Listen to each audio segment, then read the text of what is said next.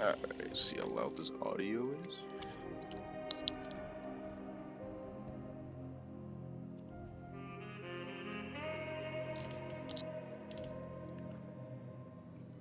Gotta turn this down just a little bit.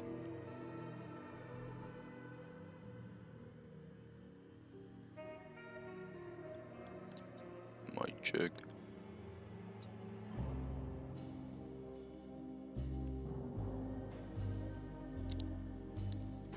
Alright, so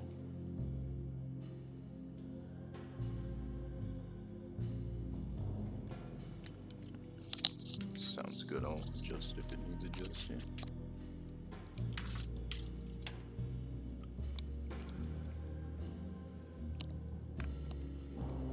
It's technically part 2.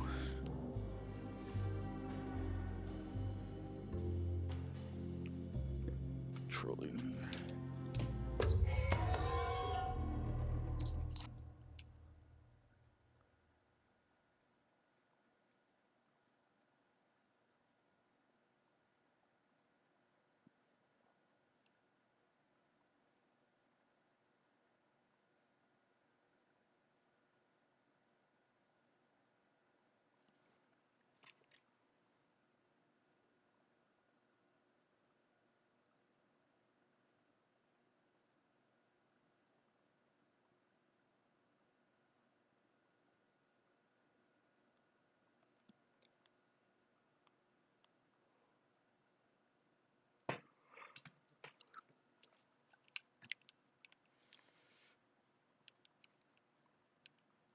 Left off, we just came from the cellar.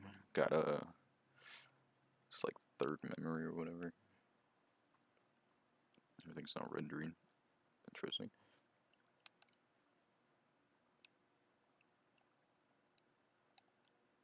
I actually lost my sound.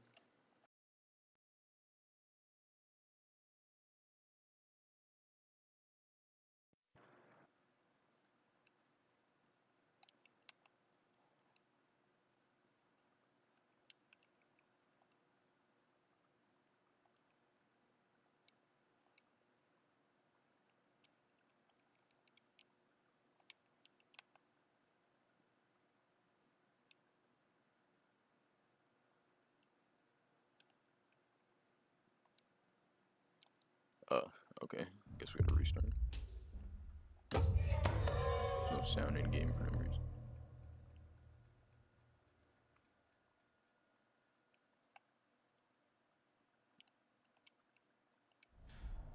There it is.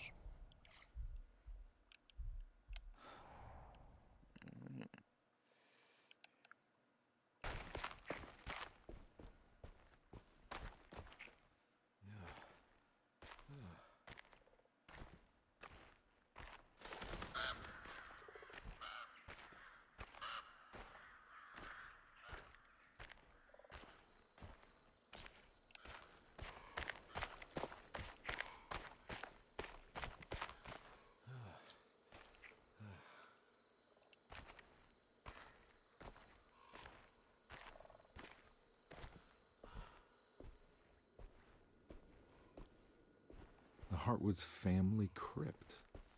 Emily's family must have deeper roots in New Orleans than I thought. I figured she was a Yankee like me.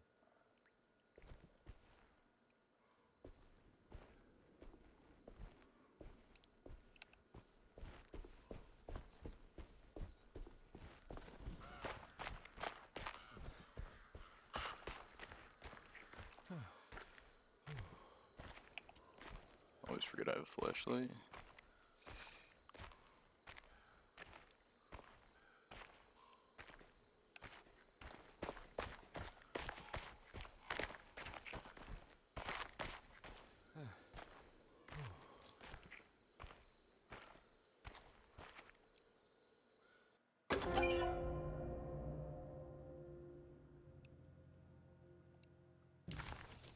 What's this?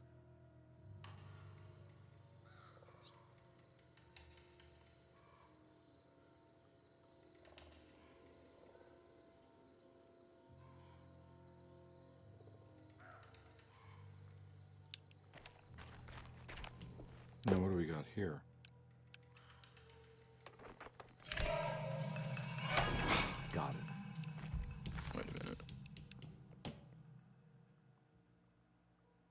That's little, in case nobody knows, I believe that's little, as I refer to it as Jesus' gang sign.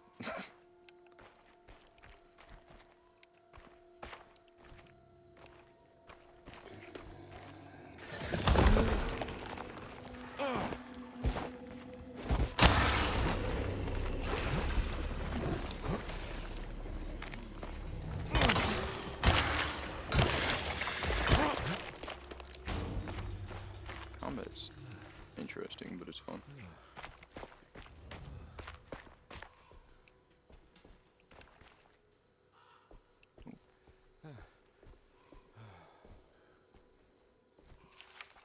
It was the chapel Jeremy had mentioned in his book.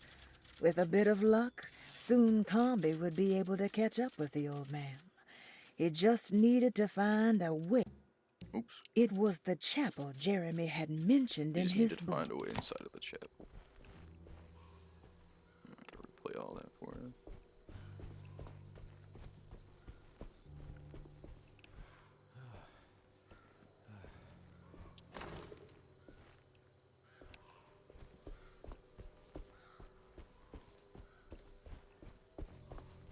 Jeremy sketched this chapel in his book, so it must be important. Looks like I'll need more medallions to open it, though.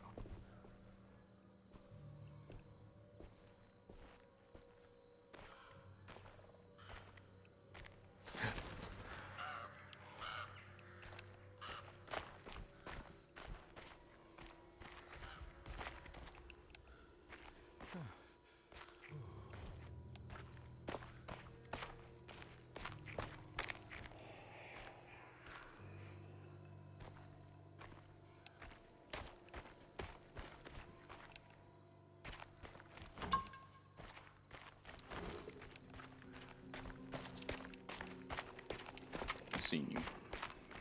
Oh, did not mean to do that.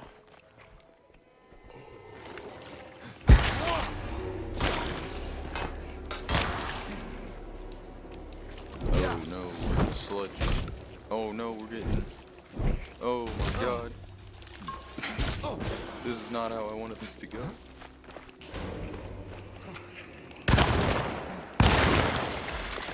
Oh no, that was a pump or double. Yeah, then.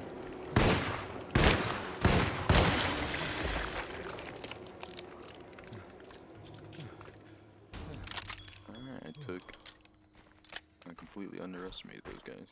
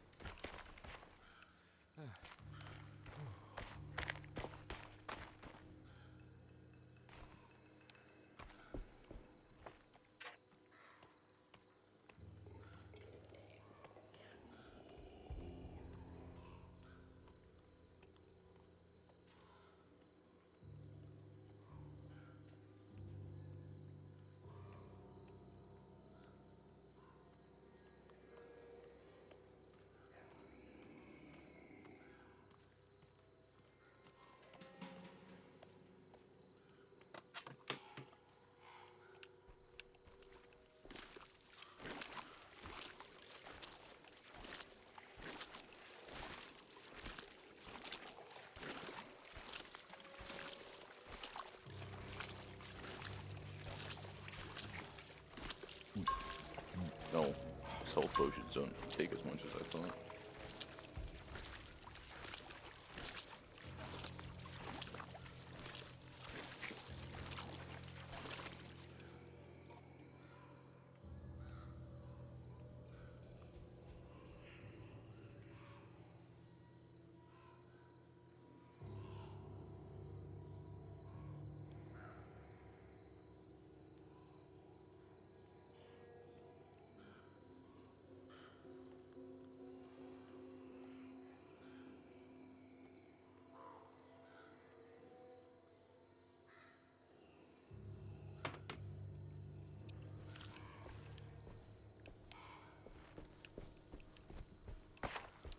I'm not sneaking.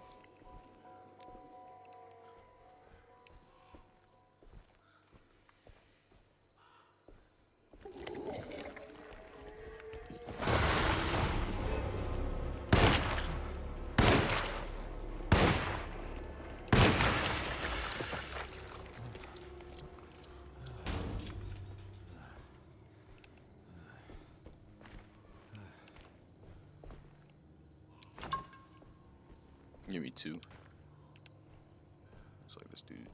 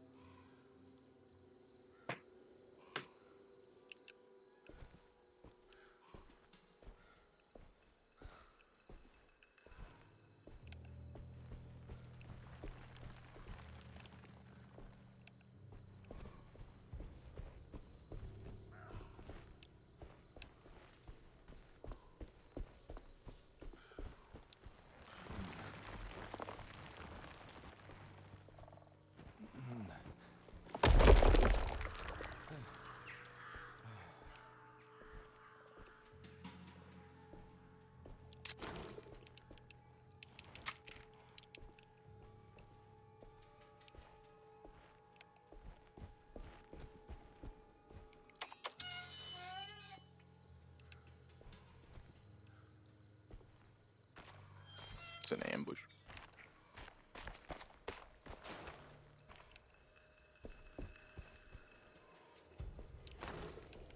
Maybe.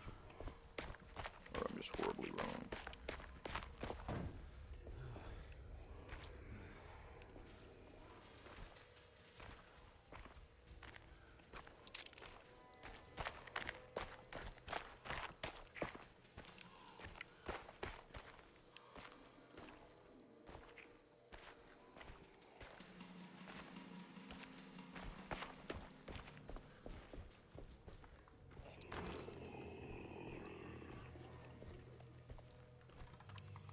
Gotta be below.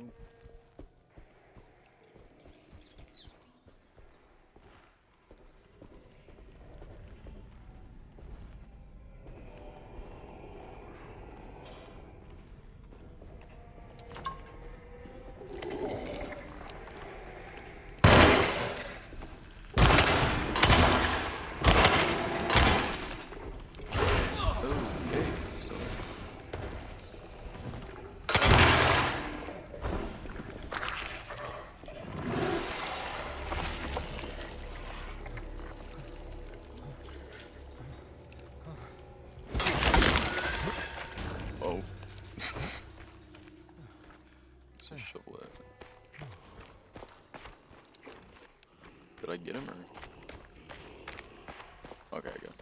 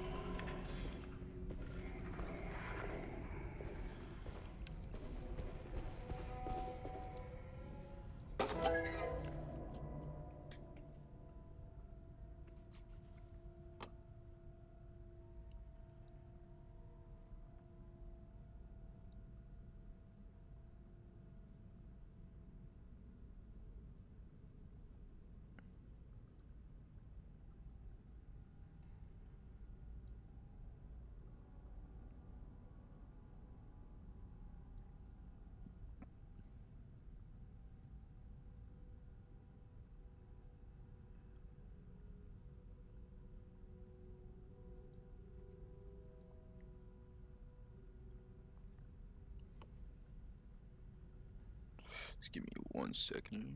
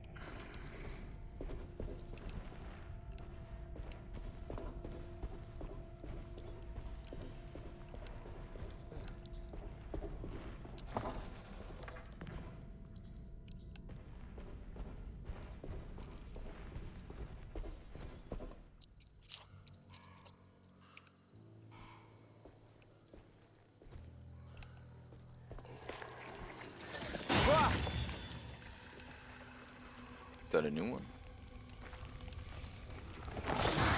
Looks to be.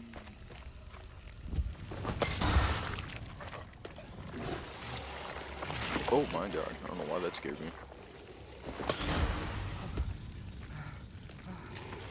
Oh.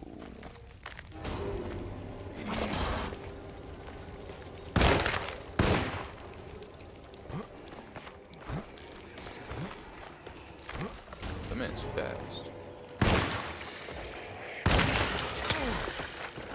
Not anymore.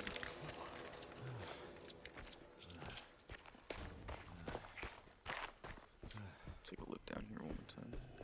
I think it's just throwables, but.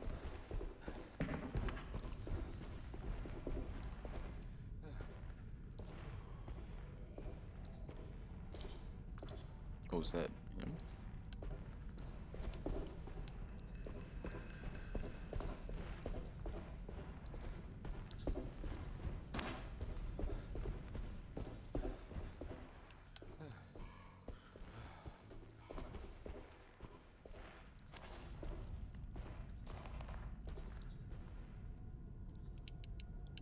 What is it?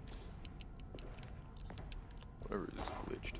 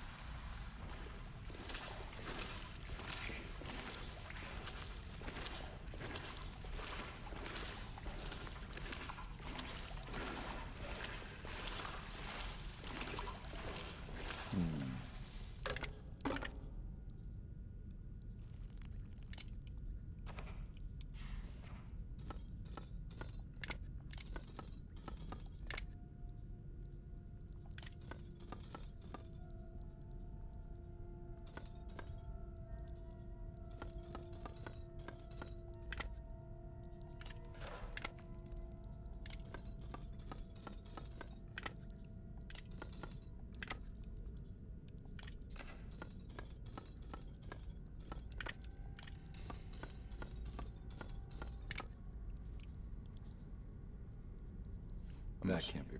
Must have missed something.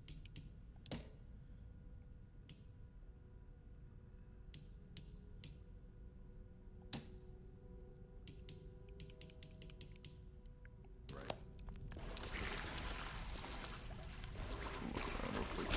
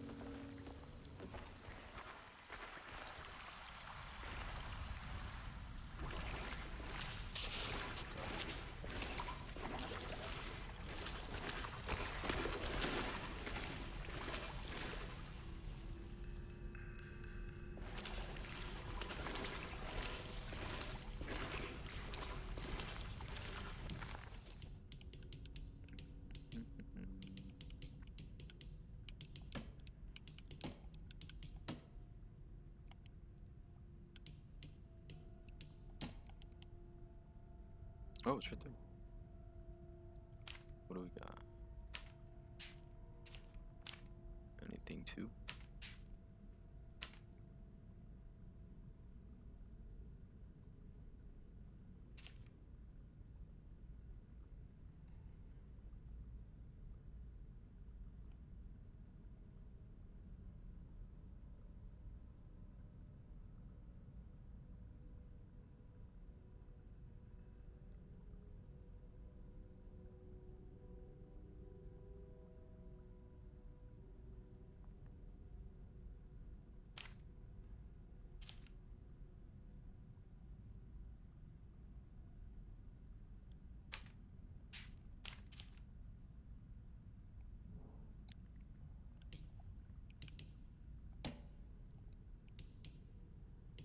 Alright, sadly there isn't.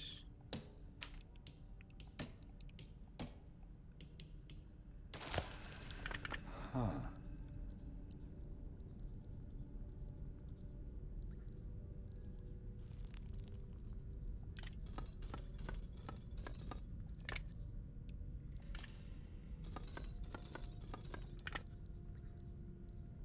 But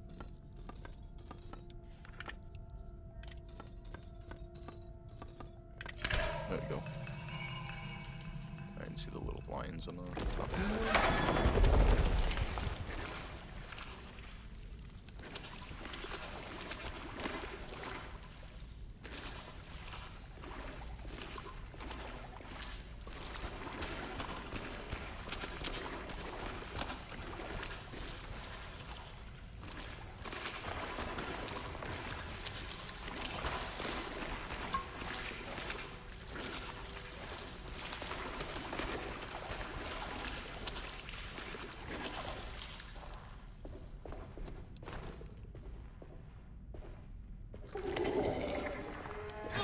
Oh, jeez. Oh my god. Oh, that was the wrong way. Too many of them. We gotta get out of here.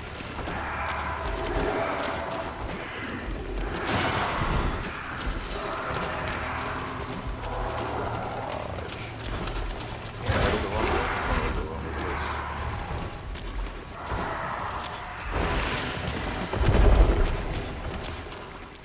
Is that it?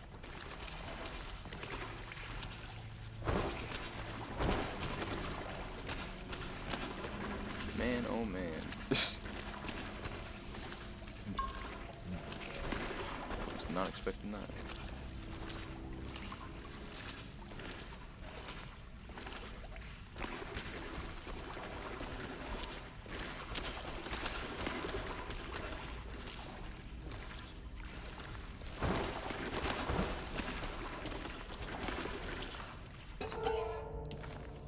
Now what do we got here?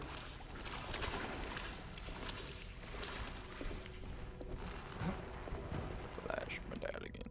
It's a good thing I got the, I don't know where to find the puzzle to the cathedral, whatever it's called. Thank God that's over.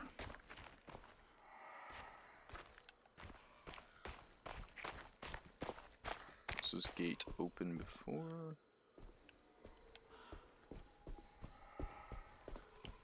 No, it was not.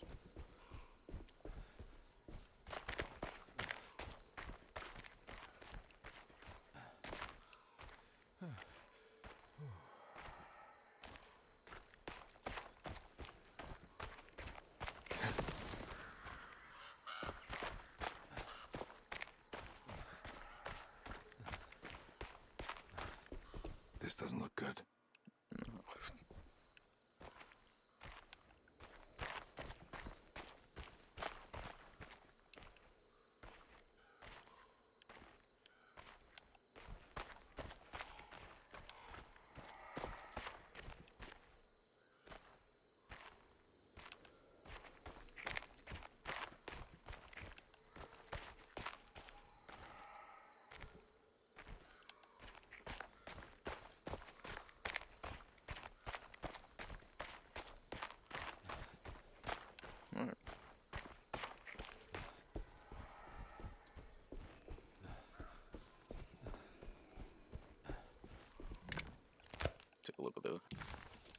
business.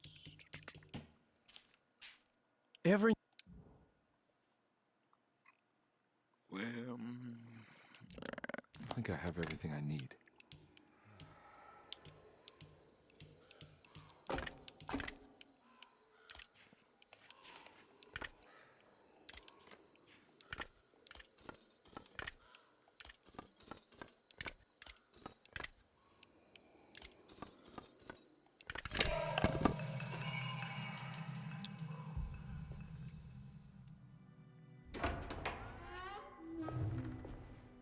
this is the artist lady.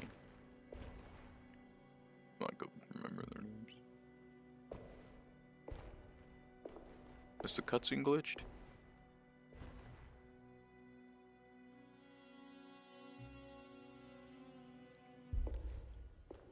Hey, it's Jeremy. Jeremy, what are you doing here? Everyone's looking for you. I know it's all a big mess. No one understands. I'm just trying to keep evil at bay, just for a little while longer. You've got to come back with me. Your niece is waiting at Derceto. Emily? Why would you? My letter. I keep making it worse. What is going on, Jeremy? How is any of this happening? I made a terrible promise with someone. The Dark Man. Who is he? No, don't say his name. He can hear us. He's always listening.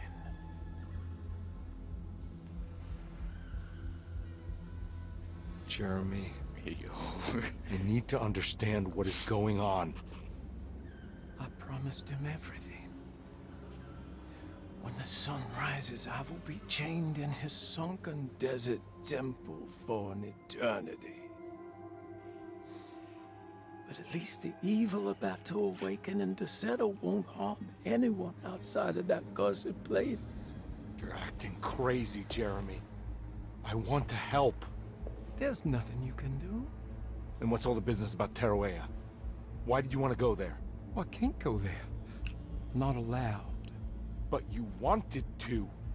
Can I go? Tell me, will it help me to break your pact? Is there something there that would help? Why would you give me hope? That's so cruel. Okay. Sounds like we're onto something here. What should I... Look out! Behind you!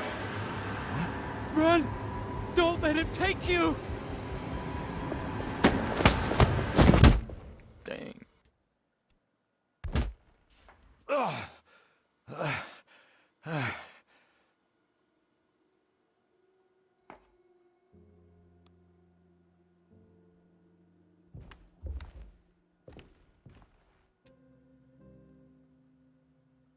I've seen so many strange occurrences lately. Memories explode into existence and then burn out like tired glass bulb filaments. Dreamscapes crash down from the stars and sink into the sea. Doors that lead to nowhere and absolutely everywhere at once. With all this reverie, I want to think there's a chance that you found a way to remain alive in some way I cannot fathom. Just like I've learned to navigate with my talisman. Maybe you, with all your knowledge, you somehow knew a way to find me again. Perhaps in Teruea. Oh, my love, Jeremy. Luggage. Oh.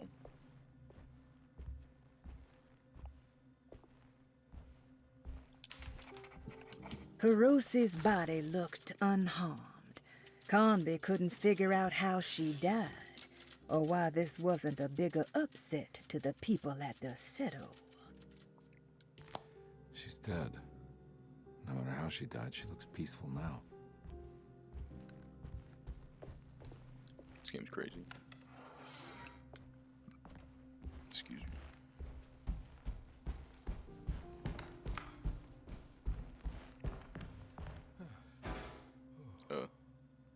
Is it loading? Oh, it is.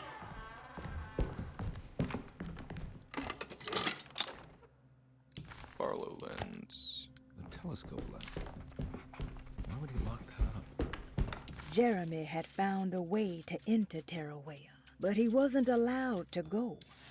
He knew deep down that it was impossible for him to cross that threshold. Instead, he hoped that Perosi would go in his place and burn his library to the ground so he could start again. But she never got the chance. Perosi had her own problems, her own demons, and she died suddenly one day without warning. Holding the telescope lens in his hands, Detective Conby suspected what it was. At least a part of the key to that paradise Jeremy so desperately wanted to see. Curious what he would find, he felt eager to put the lens to use.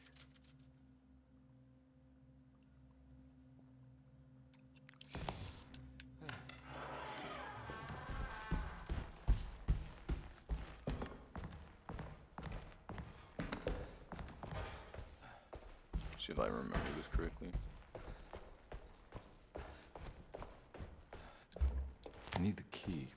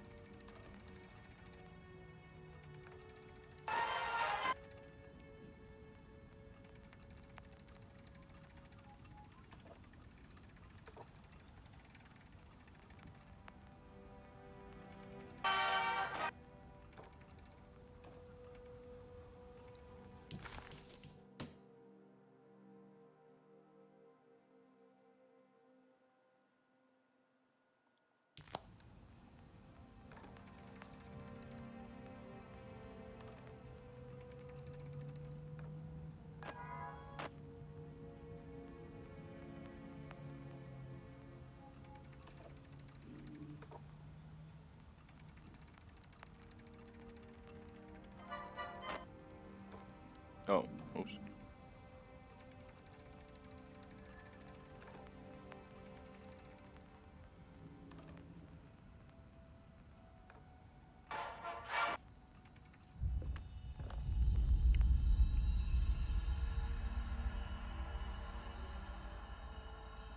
Whoa.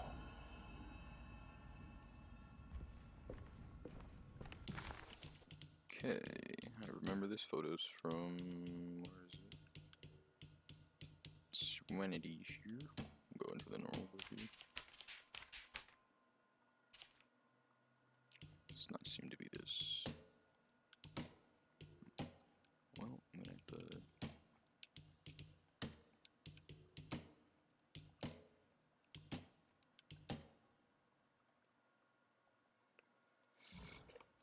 Okay.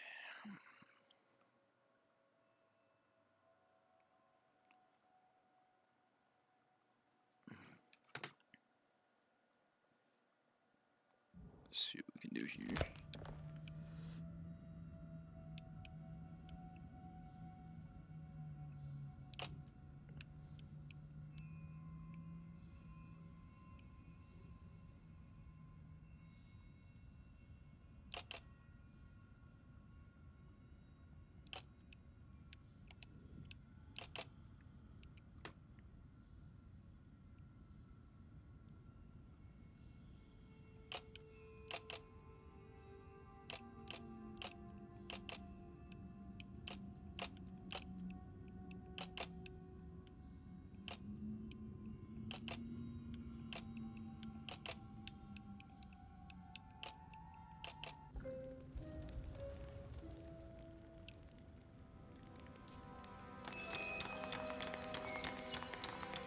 Whoa, what's going on? It's dialing in something all on its own and it's showing the way to another memory? Where is that?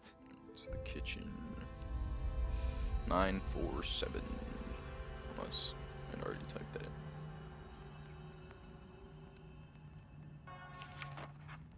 Another world seeping into Deseto. Was this a taste of that mysterious Tarawea?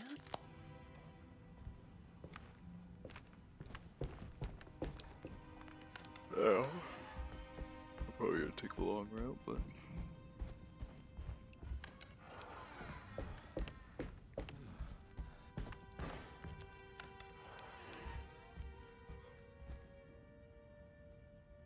just kidding, I have no idea where it is.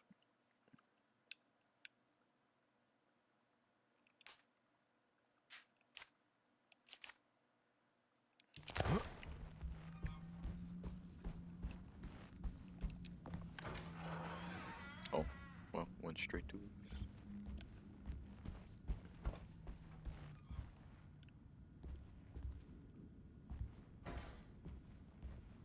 Here we go.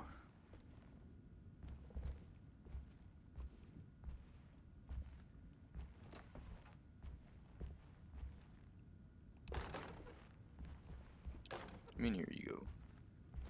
Oh.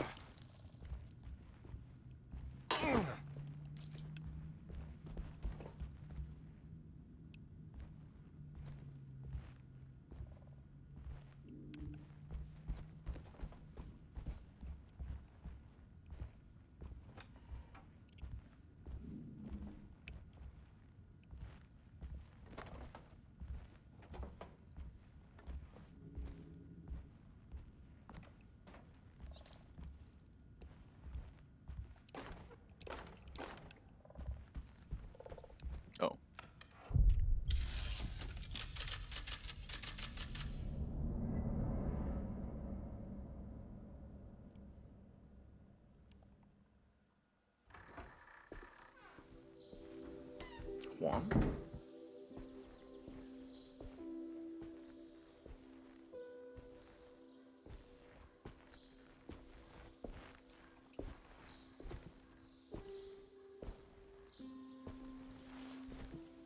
I'm glad to see you made it.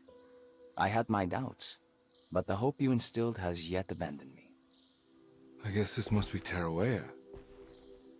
Who are you? My name is Juan Luis Jorge, and this is indeed the convent of Tarawea. You'll have to excuse me, but Yermi never got your name. The name's Edward Carnby. I'm a private investigator. You're not a patient, are you? No. I'm the author of a book that Yermi once found important.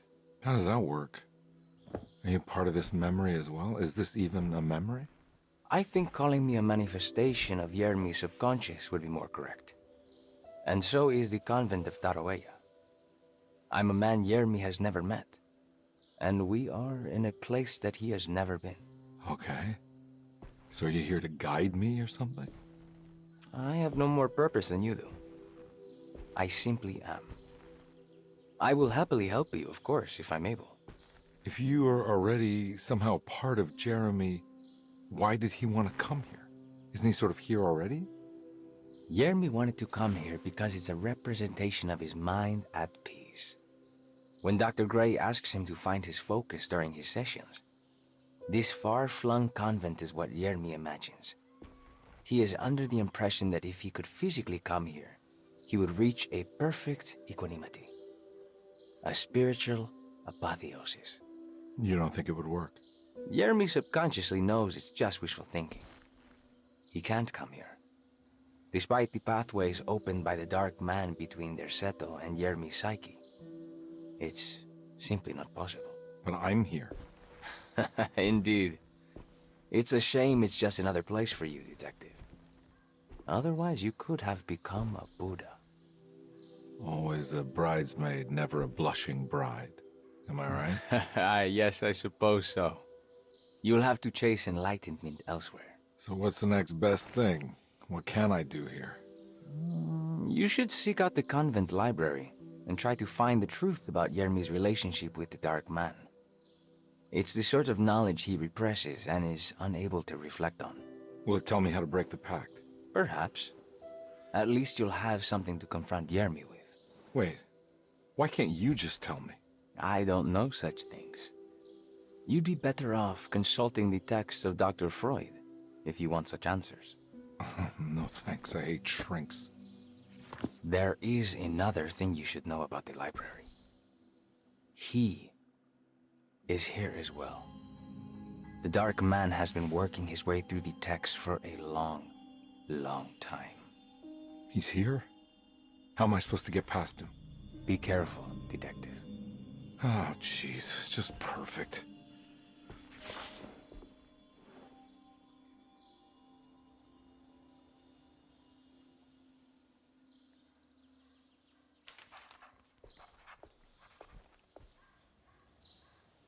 You have any advice on how to deal with the Dark Man? I suppose suppression could work. Try not to pay him any attention.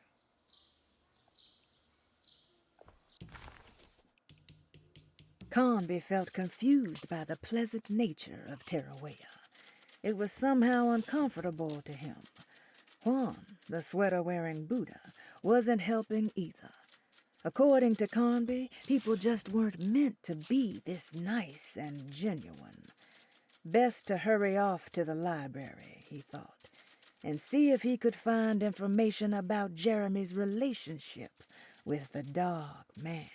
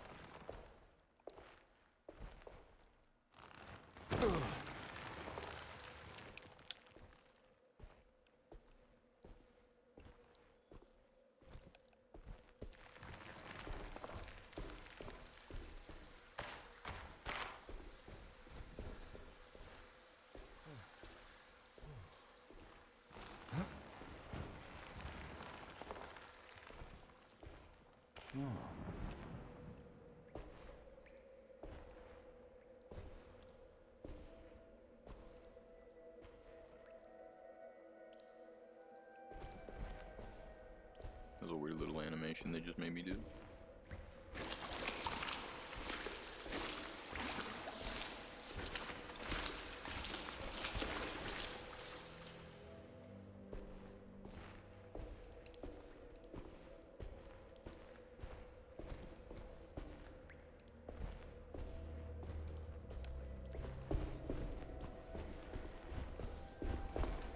There's something missing.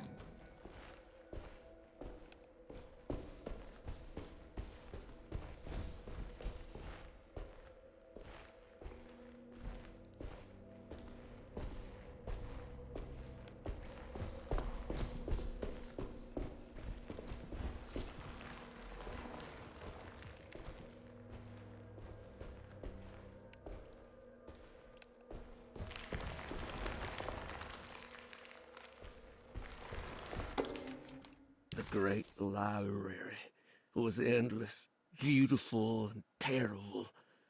An Akashic record for the universe inside the mind of Jeremy Hartwood, now corrupted by a story forced upon him, told by a maniacal liar, an evil conjured by science and secrecy. I will suspend a room and lock away the foundation of his character. Its key will be left to the librarian, the only thing invisible to the Prowler.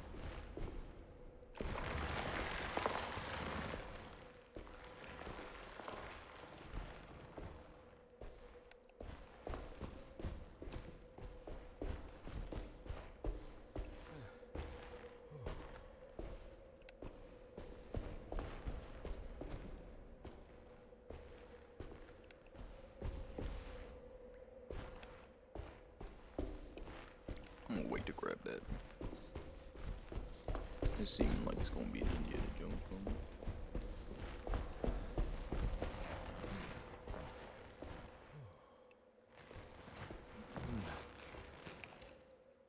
Okay.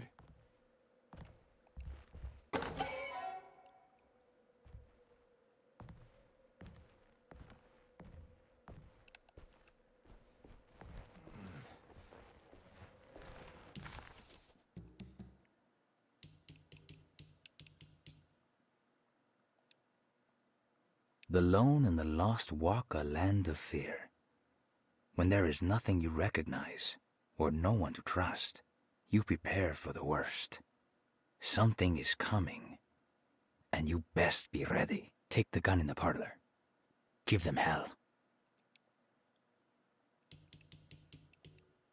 As the world moved into the new decade, America was spiraling into a maelstrom of debt, drought, and death. It was called the Great Depression, and ruined many families. It was a fitting name, for poverty also breeds madness through desperation. Jeremy was of course no such victim, for he already witnessed the darkness within. He knew the shadow that stood on his threshold very well. It wasn't new. It was something that had always been with him.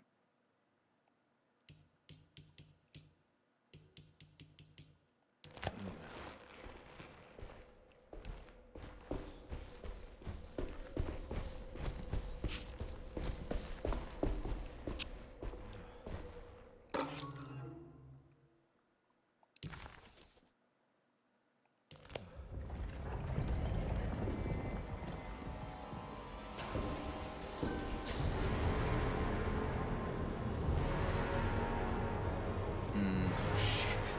Why do you have to manifest your worst fears, Jeremy?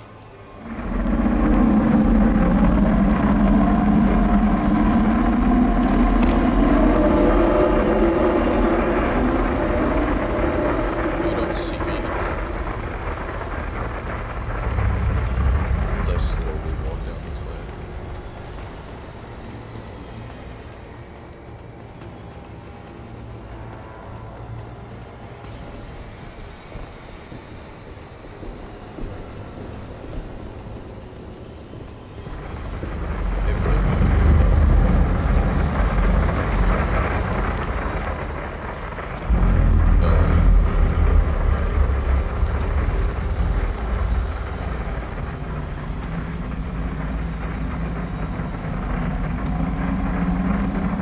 Hey, yes.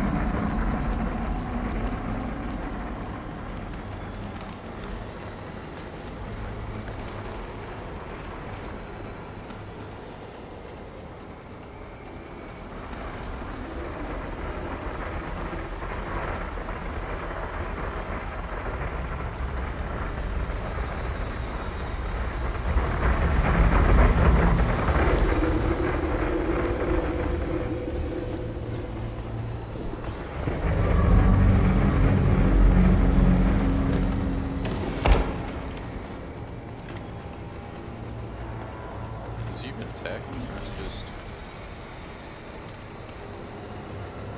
observing me?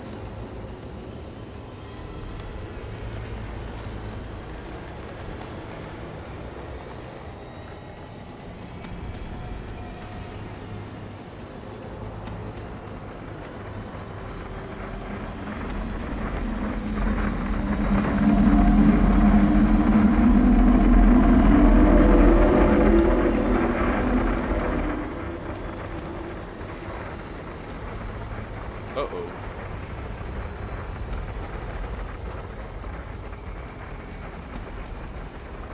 Oh, my bad.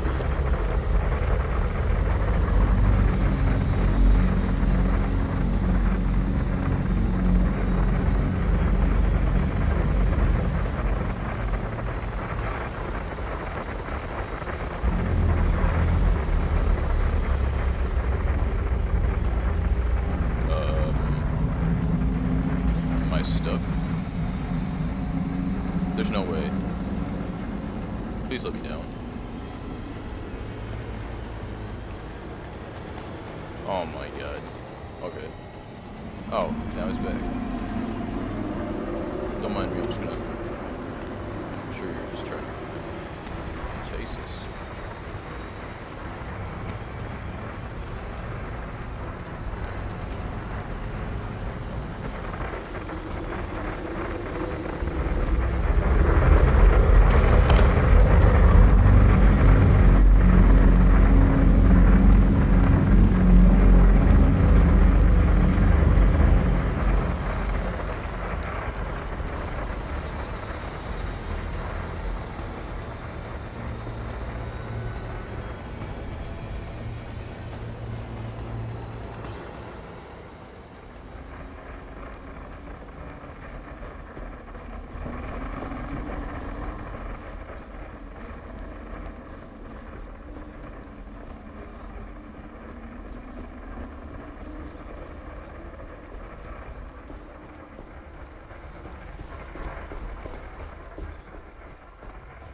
Is it a chalice now instead of a menorah?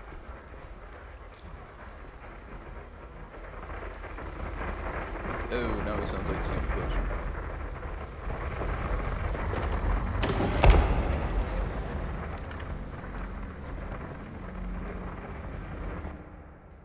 It was in the hot autumn that I went through the night with the restless crowds. He was a kind of itinerant showman who held forth in public halls and aroused widespread The New Orleans address of the event is lost, but I remember distinctly the Prext Shipping Company pressing their contribution. Hey. I was reading that, bro.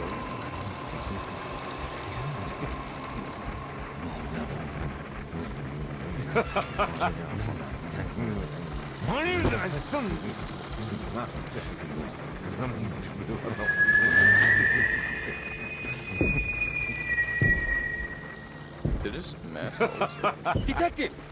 Juan!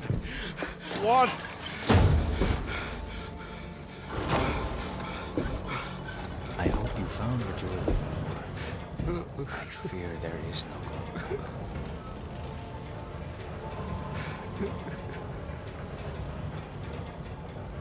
I was so close. There must be something I can work with. Come on, Garmby, think. Think! The shipping company. Prext. Right. Good luck, detective. Hey, you won.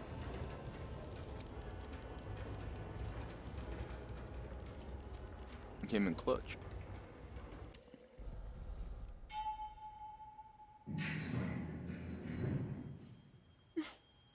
Well, thank God you're here, Detective.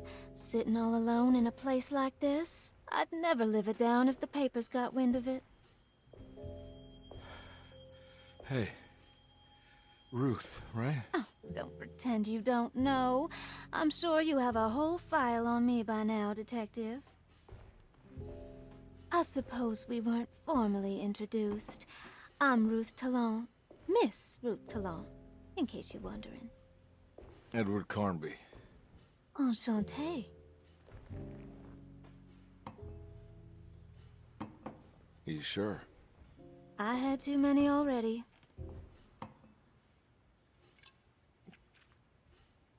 Nice. It's good. I know. I have great taste, Detective. I heard you're trying to break Jeremy's promise to the Dark Man. Yeah. Do you know anything about that kind of stuff? No, but it makes you wonder. If he made a promise, can't he simply stand by his words?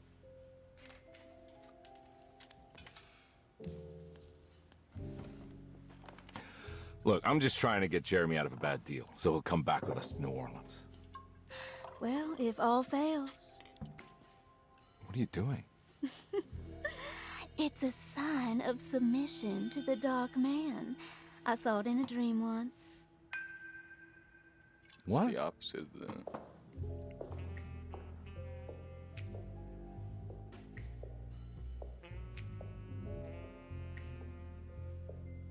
You don't know the Prext Shipping Company by any chance? I do. They made big money during the war. Their waterfront office is just over there. How did you do that? Do what, Detective? Bonne chance.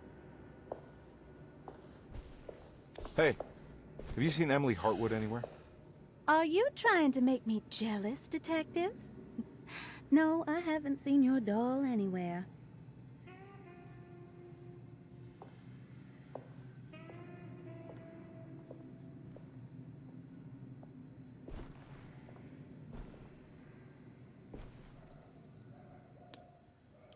This game is crazy. Prext Shipping Company. Somehow, Comby was back in New Orleans, close to the docks. He could smell the pungent aroma of the Mississippi River. In front of him was the Prext Shipping Company. According to the book in the library, he should find the address to where Jeremy first met the Dark Man inside.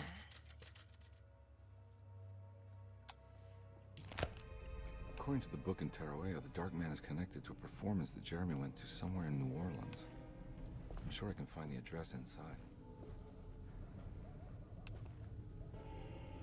Wish you could move a little bit faster with these. Unless that guy's gone now.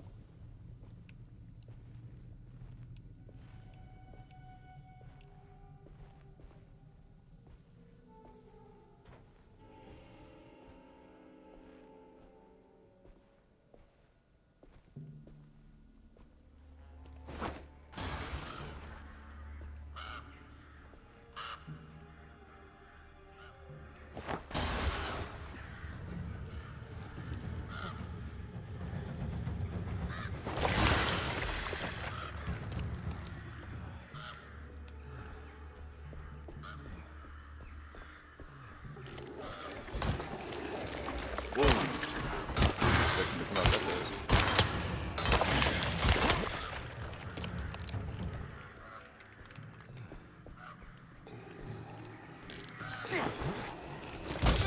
Dang!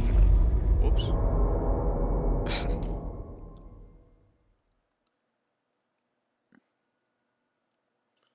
Man, they destroyed me.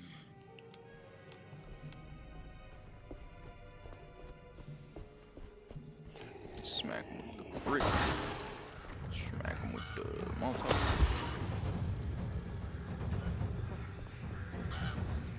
It's not a Molotov this time, unless I grab it from another spot.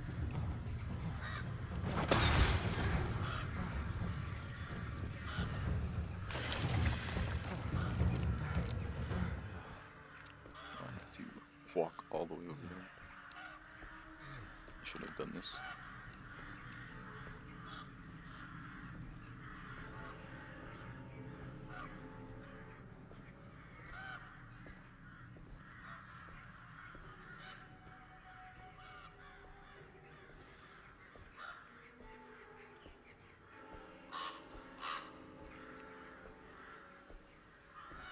So I hope he walks in front of me again. Without smacking me in the face.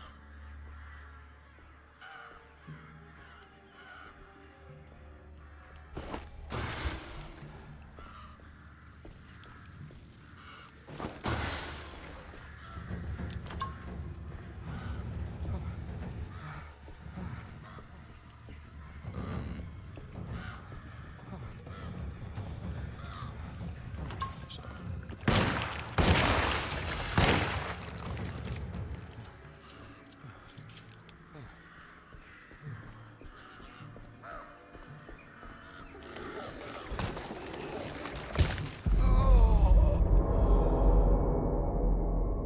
I need to heal. Alright, I'm gonna go run to the bathroom real quick.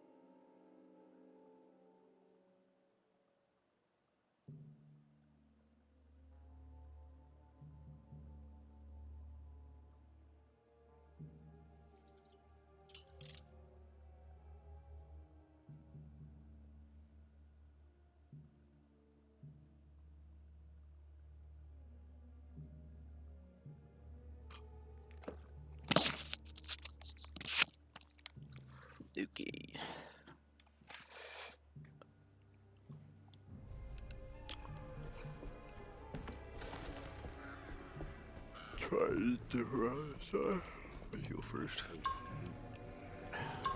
Okay. He's closer than usual.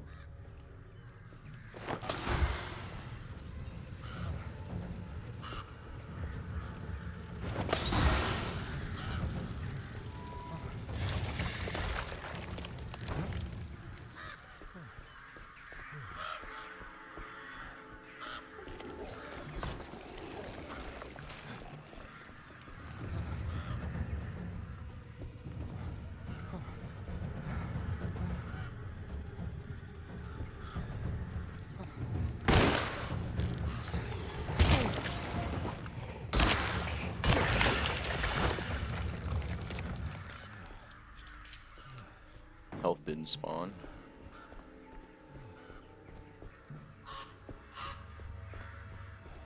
That's over here, okay.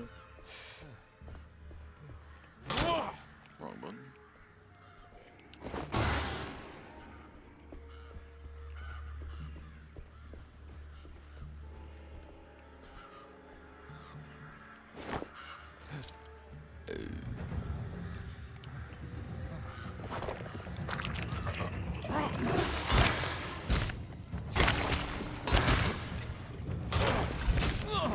What is happening?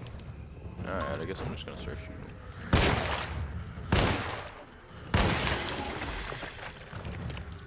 Some powerful enemies.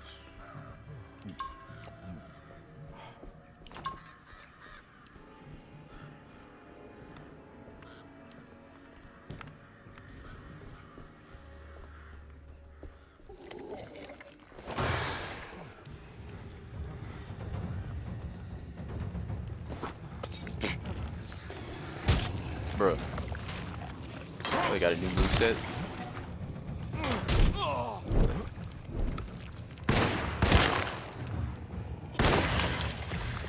They're so much smarter now.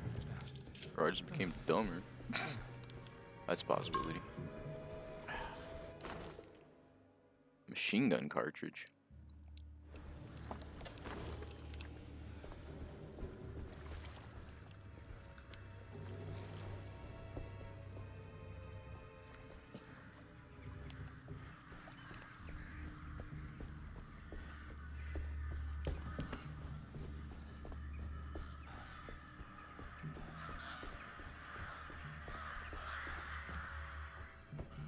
There must be another way inside. The sewer system has a tunnel running right below Preg's shipping company. I bet I can use it to get inside.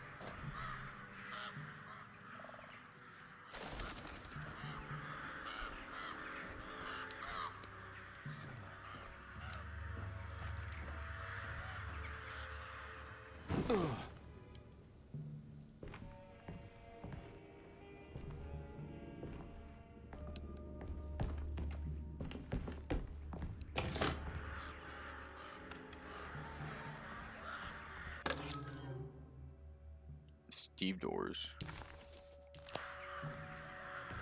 Unless I'm saying that completely wrong. That's a possibility too.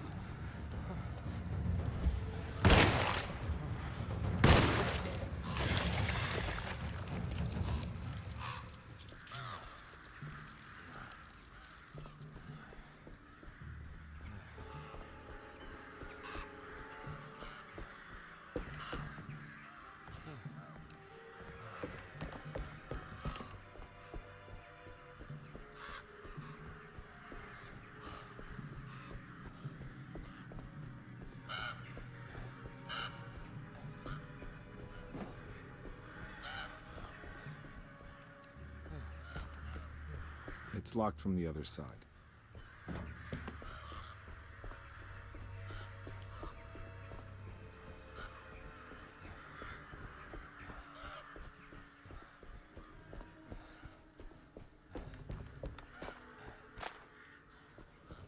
No way I can get this out of the way with my bare hands. Oh, was that But if I the get that cranes crane back in the day? going, that should do it.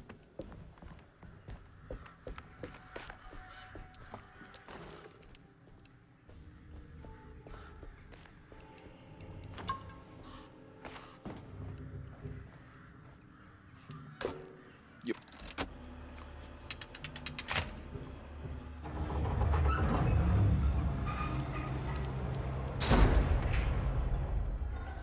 All done. I hear him. I don't see him. Oh. Come on, come on, come on. It's fine by me. Oops.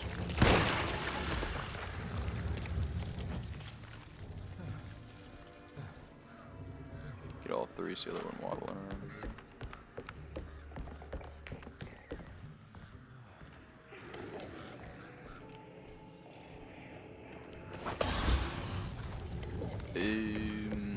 Guess I'll fight him.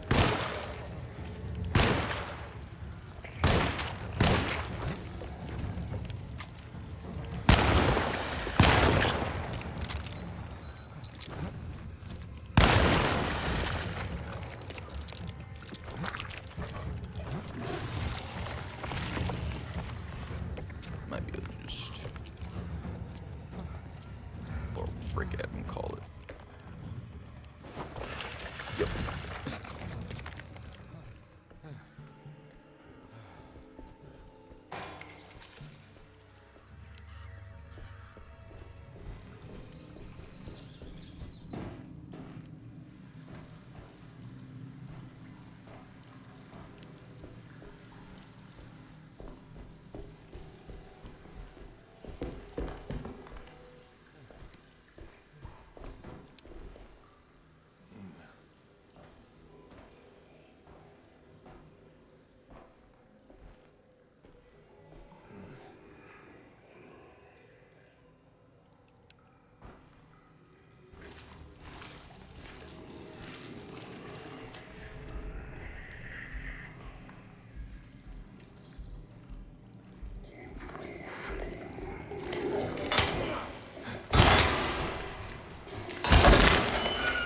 Oh.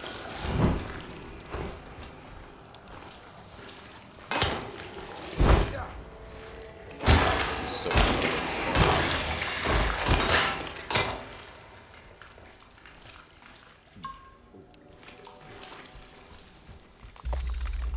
oh my goodness, what the heck was that? That looked like a...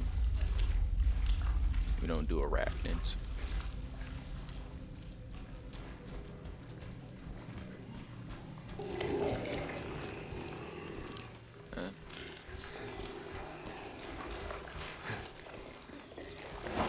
Wow. Thank you. That was so nice of you.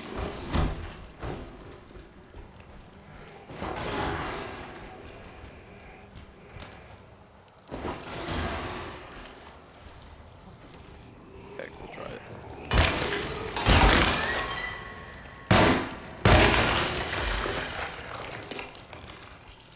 I'm so bad at this game.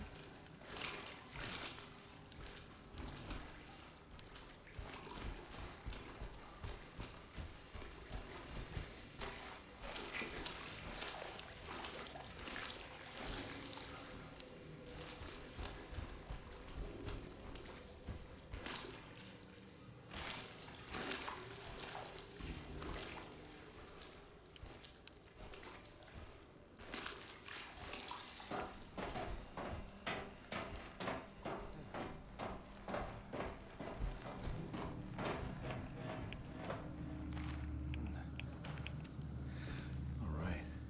Made it inside the warehouse. The office must be upstairs.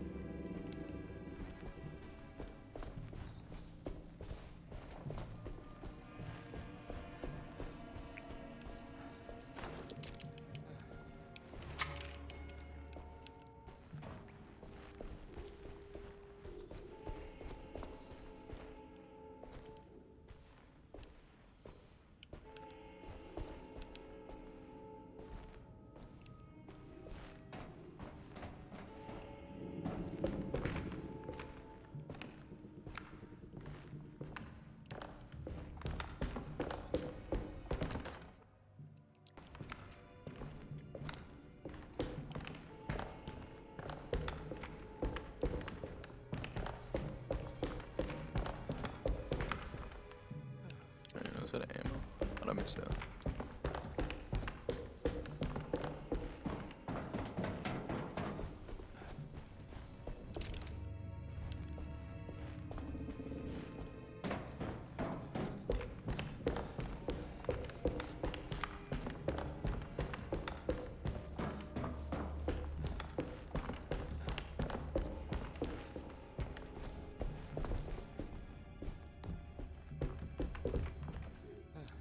Hey, typewriter. Hey, I always wanted to try one of these.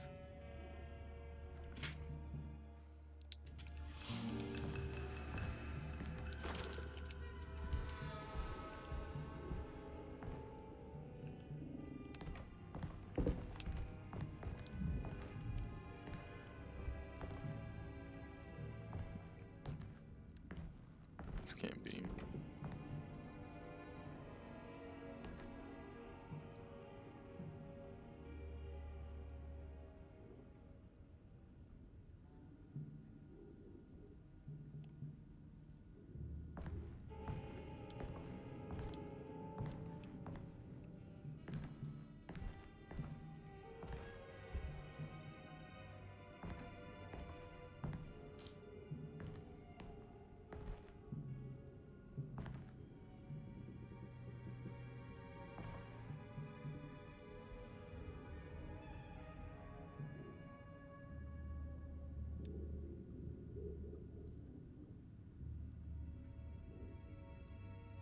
Um.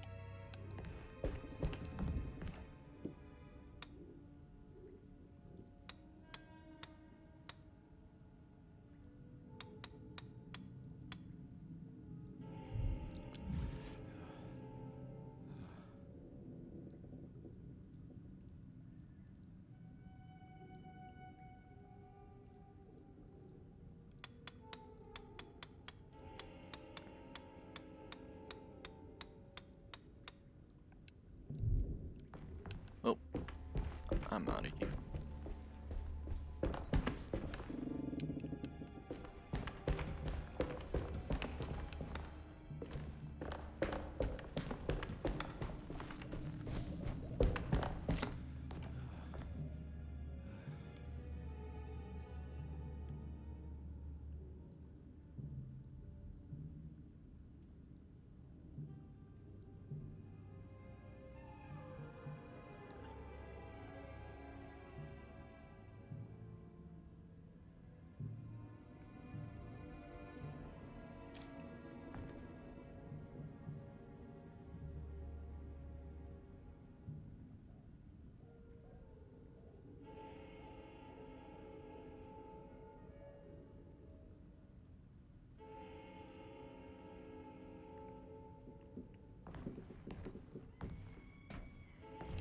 Well, let us leave him too.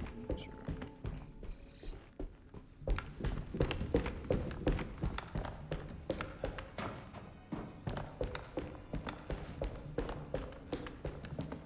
I'm probably gonna have to look at the guide for that, because I don't know what the heck.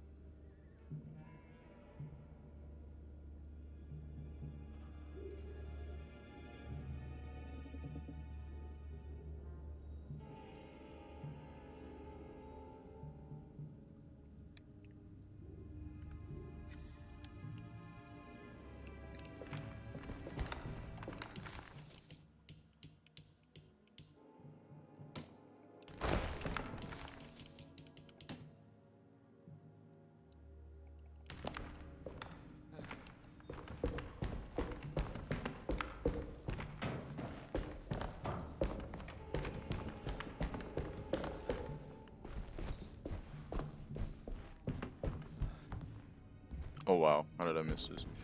Okay. What is left? Later is right.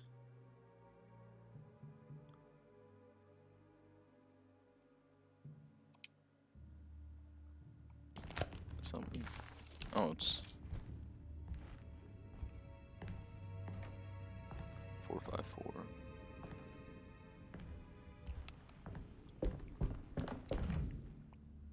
So maybe.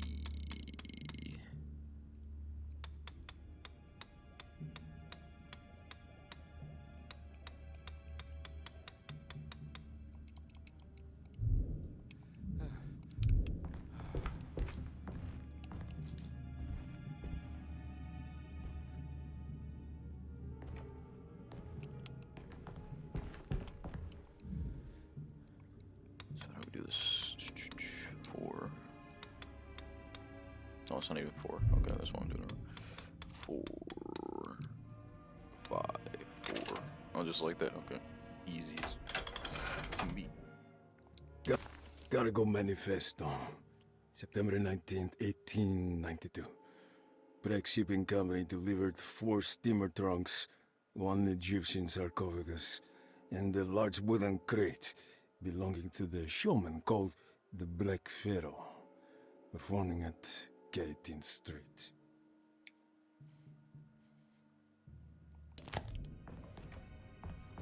Here we go. The address where Jeremy first encountered the Dark Man.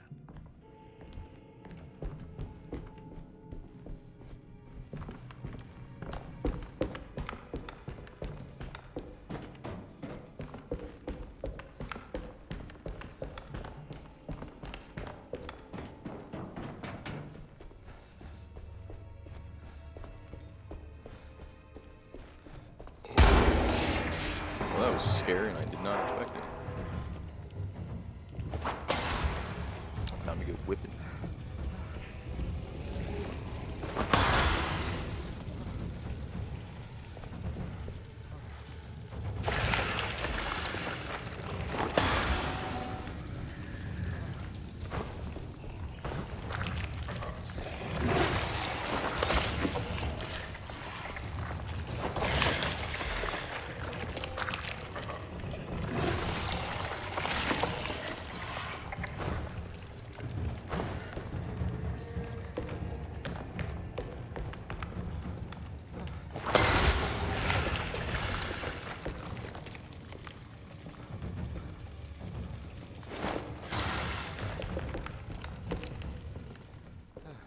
Got him.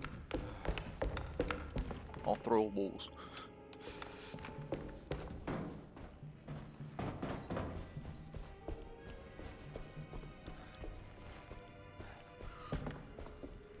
Looks like the fog cleared up.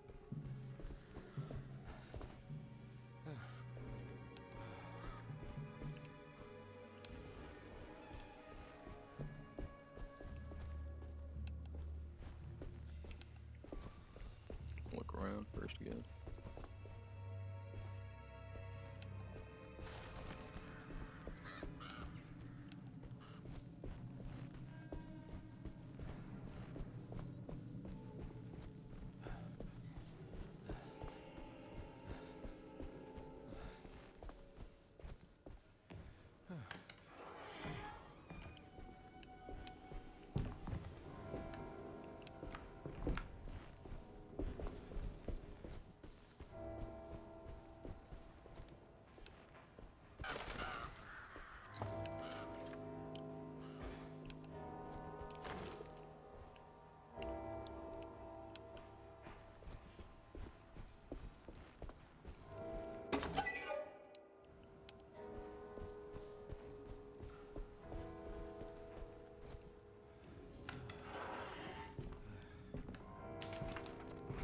The address of the event where Jeremy first met the Dark Man surprised Conby.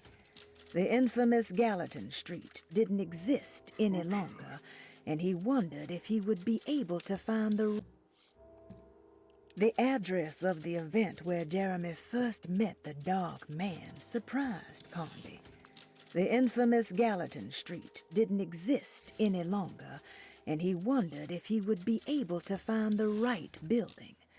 Was it still standing? Did it matter? Maybe this world was not just another place, but another time as well.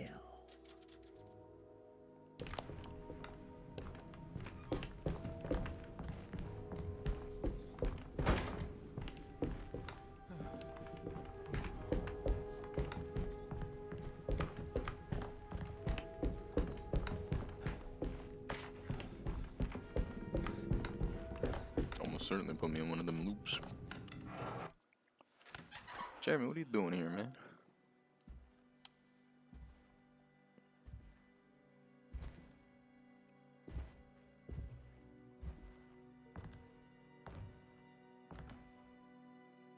You want to tell me what this is all about? Welcome, Detective, to the greatest show this side of the Mississippi. Nyarlathotep, the Black Pharaoh, the ancient magician who lived 1,000 lives and wore 1,000 masks. I can see why you settled on calling him the Dark Man. Saves your breath. So, you got scared by a stage magician, and now he's living inside your head. You can mock me, Detective, but you would be the crazy one to think his presence can be ignored. Look where we are!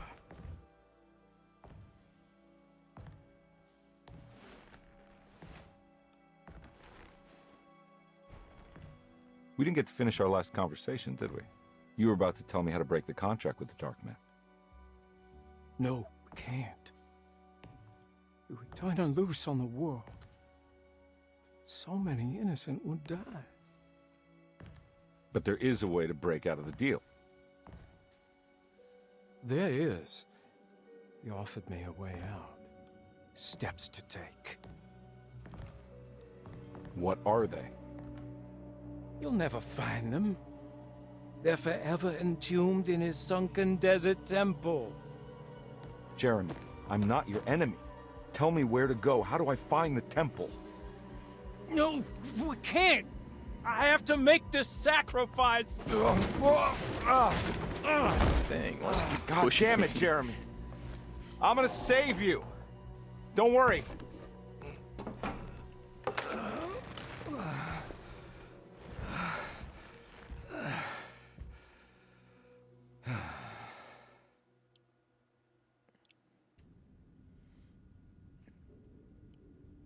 How do you save someone who doesn't want to be saved?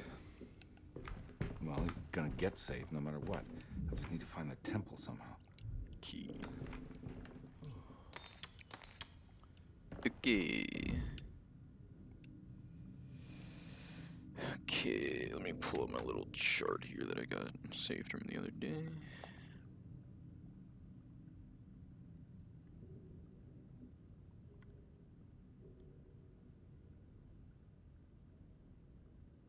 What we got? We got Gemini, Virgo, and Pisces. So that would be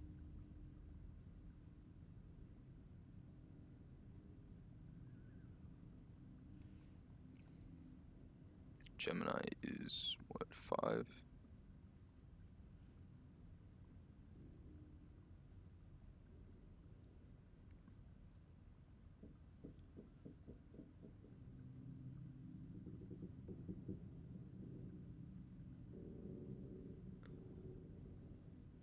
So we've got 5, 8, 2, 2, 8, 5.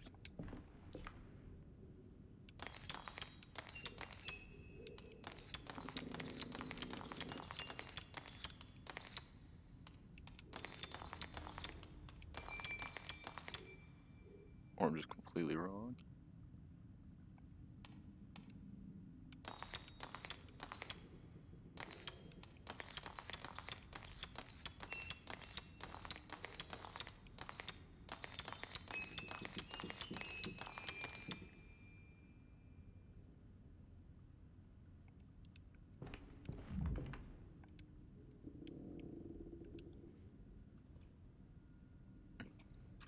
I mean, you know, pen and notebook for this.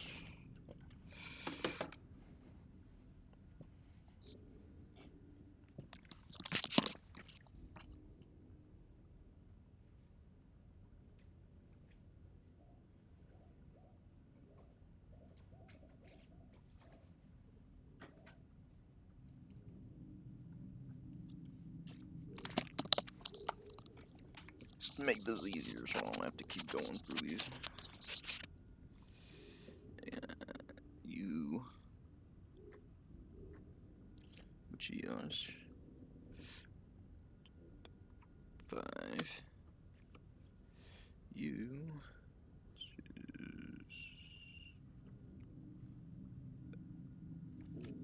6, 7, 8.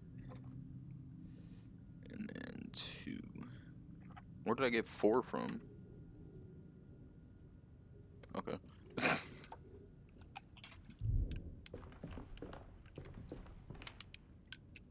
Just double check that. Boop, boop, boop.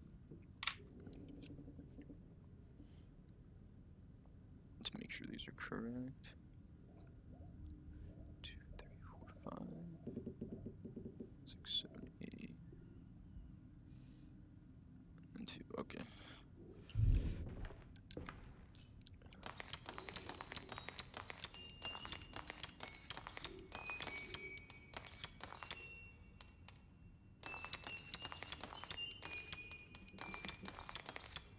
No.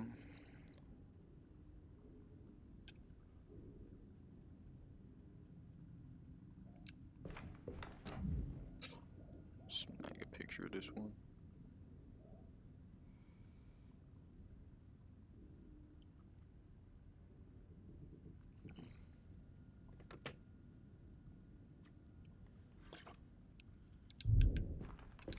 Okay, so top number.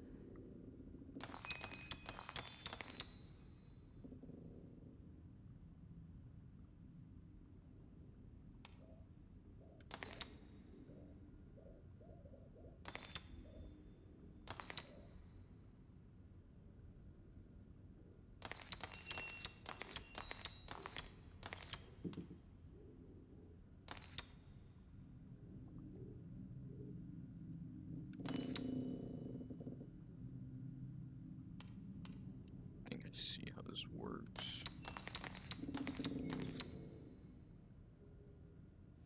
Or I absolutely don't see how this works.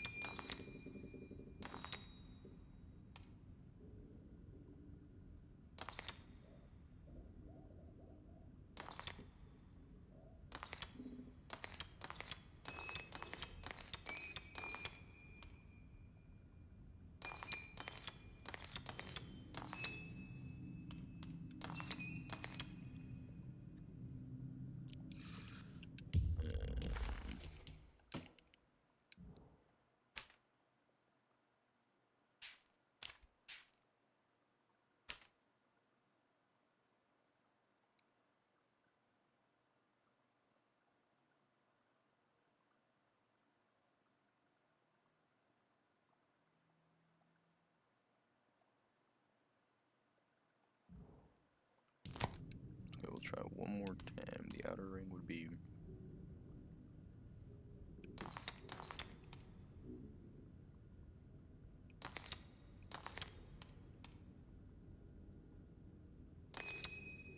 Oh, did some. Said 2A5. Where that at? In here? Oh, it's here.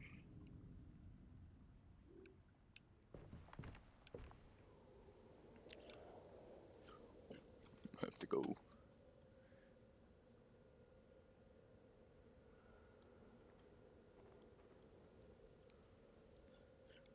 I don't even know what I picked to make that happen.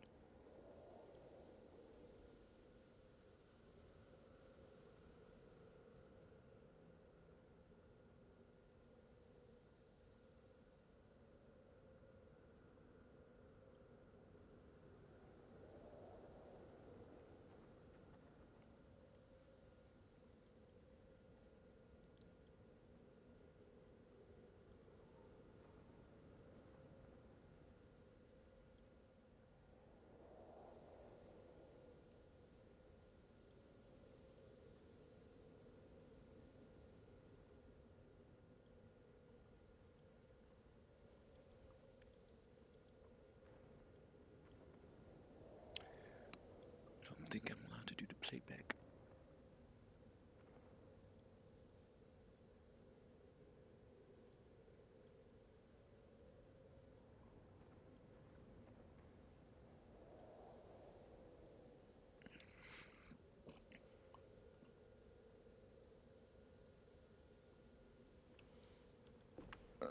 So the door should be.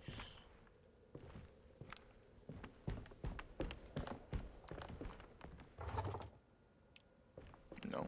Oh, didn't even see that.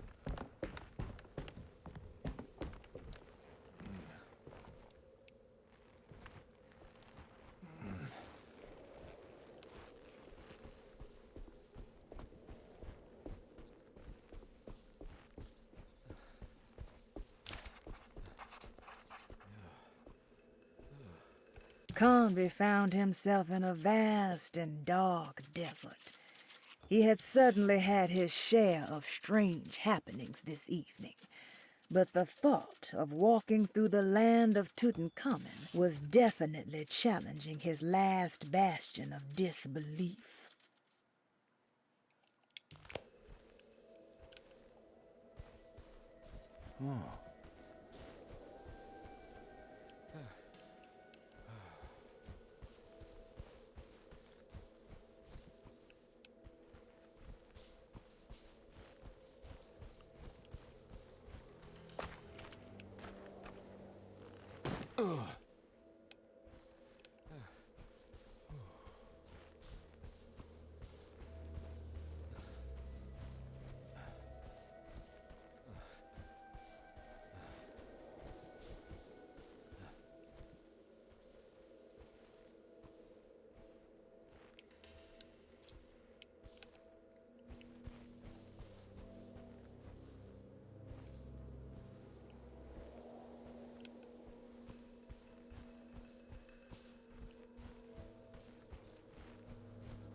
A sunken desert temple. I better get down there.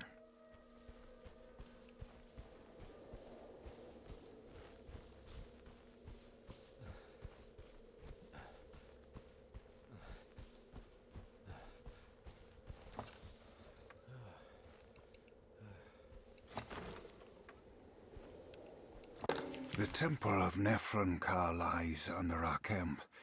Despite all efforts, that unholy site did not collapse, but sink beneath the sand. The pharaoh is long dead, his name meticulously stricken from all ancient writing. But that stage meant for blood and terror remains. The temple is said to be lightless, built to harbor all the haunters of the dark found in the very depths of our universe. Calling on the gods meant creating a bridge between our world and theirs. The terrible Aldebaran of Taurus, the Black Sun, was seen as the most important star in the night sky.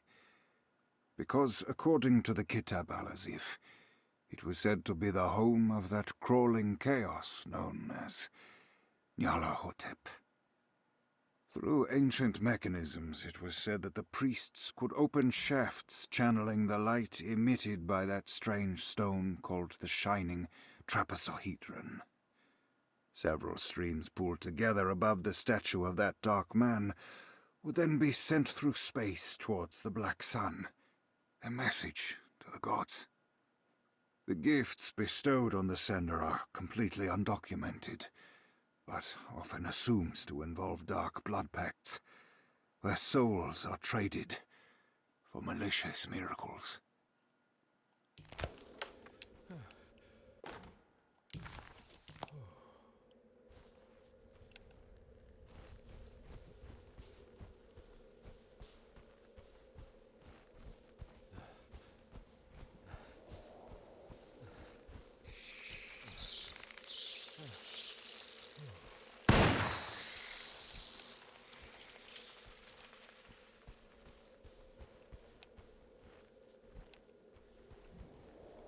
Here we go.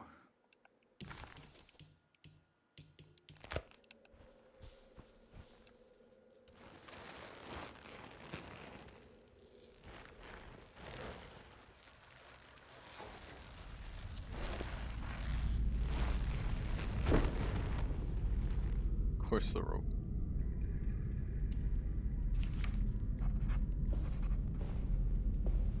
It's the star constellation from one of Jeremy's books. The Torch. The Dark Man's temple was buried beneath the sand, a cursed and dark place. Every step felt ill-considered.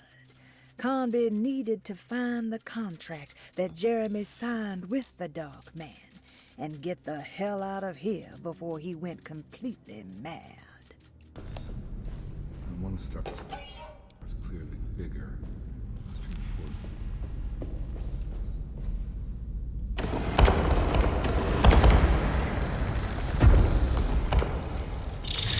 Whoa. Take it easy.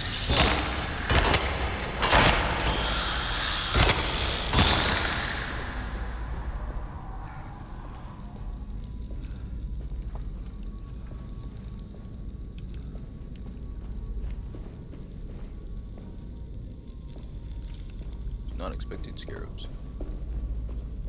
Or whatever those things are. I got a feeling this is it. This is where the contract is hidden. But how do I get to it?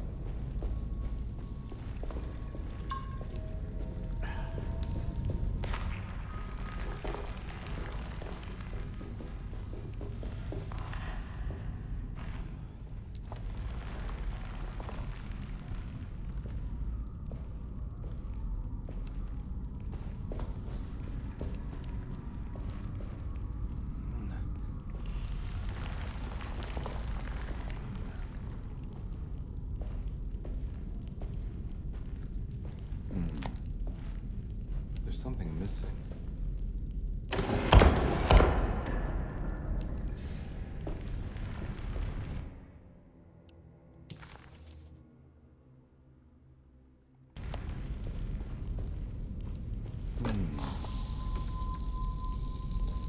Seamless operation. Good work.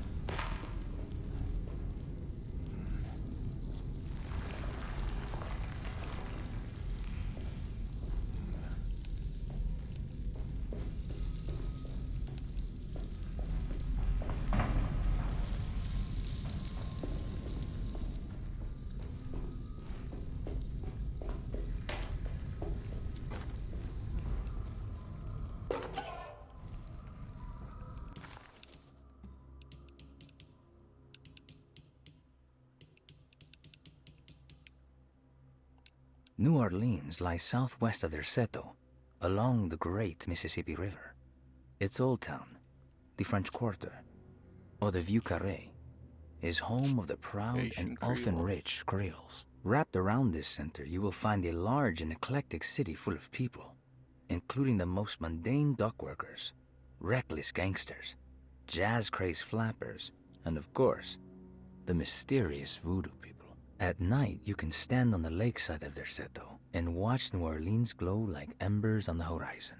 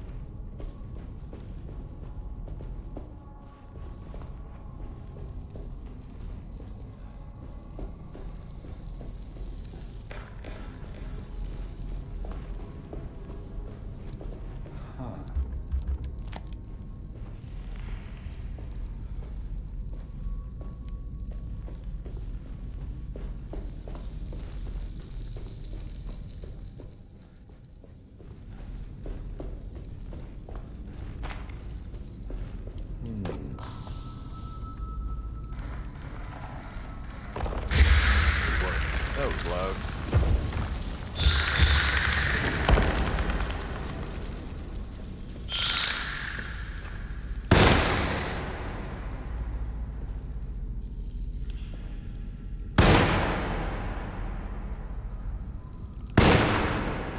Yeah. Oh, wait.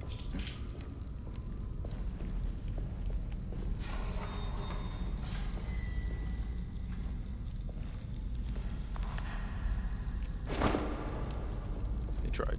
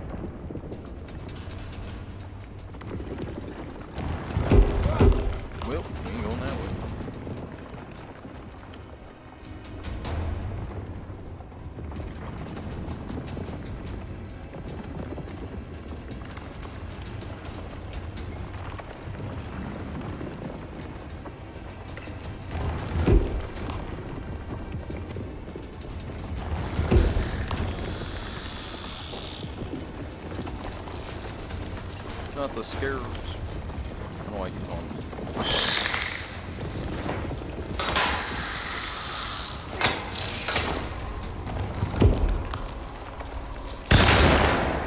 Wasted a shot. Oh, did I even mean to go this way? Yes, I did. You gonna fight?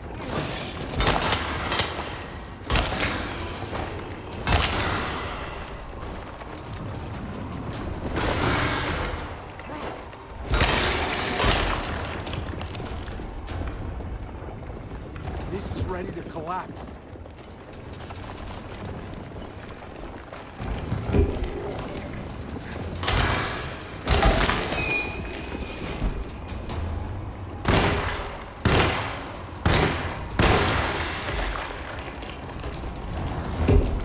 It's not even a door. I can't walk in.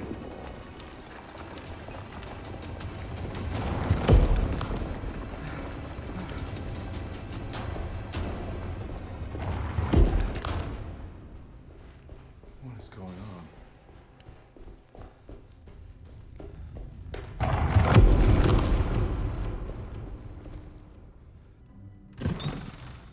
Such a simple lockbox for all that.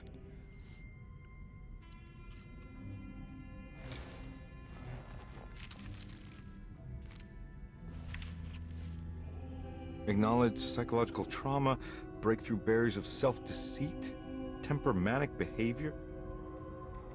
These are the Dark Man's terms. The contract. Huh?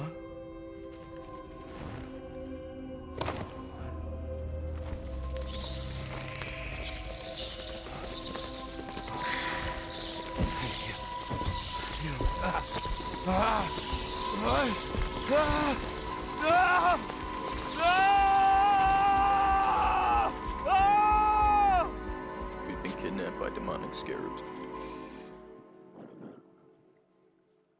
This game's crazy so far. I'm enjoying it.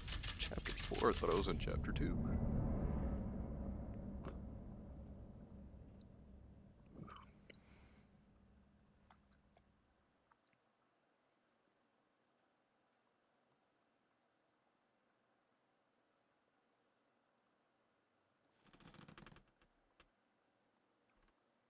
Attic. Hey.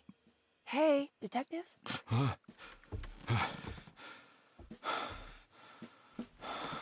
Is it Emily? It's been What are you 19 doing? years since we've seen her. Oh, I found some. God, no, I just got the wind knocked out of me. I think I know how to break the contract with the Dark Man. What exactly does that mean? Everything going back to normal. All right. I found some more information on Dorsetto and the patients. There are some seriously strange things going on here. I'm pretty sure 2 of the patients are dead and maybe even the clerk. Oh, yeah. I kind of just gave up on worrying about that. Well, just keep your eyes open, I suppose. What were you doing again? Jeremy made a pact with the Dark Man to keep all the madness locked inside Dorsetto. All right. I'm gonna break it. I just have... Where is it? Where's the talisman? It's around your neck? Ah! Ah! I worry, detective. Don't. I'm fine. I worry that you're not much help on this case. At least you're a good distraction. Trust me. You're getting your Where- money's worth. Where has she been this entire time? At this rate, I'm an absolute bargain. Let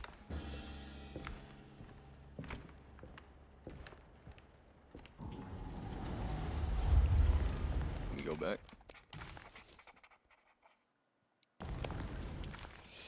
Alright, we'll go to that, but it was... Combe never thought Glitched he'd be out. so happy to be or I back didn't at flip the Dorsetto. page. It felt like he had crawled through a long, dark tunnel of misery and regret.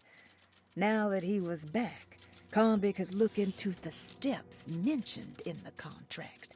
But there was one thing that gnawed on him. What exactly did this have to do with Dr. Gray? Maybe he's the...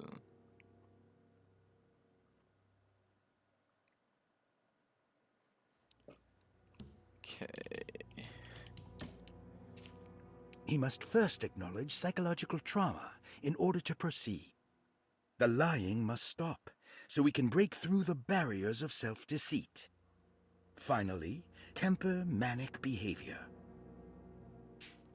Medicine has failed me. Nothing can be done to dispel the hardwood curse.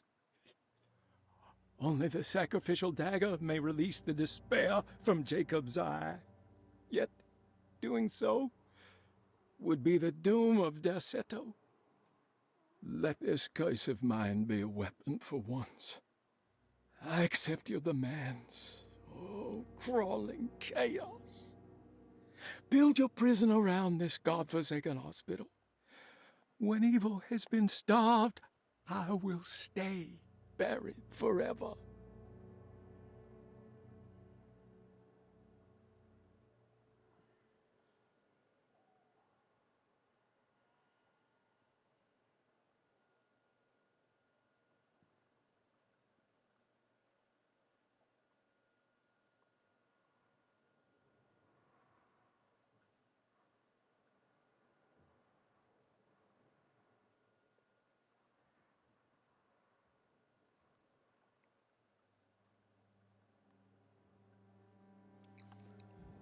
Okay, then we got the dagger.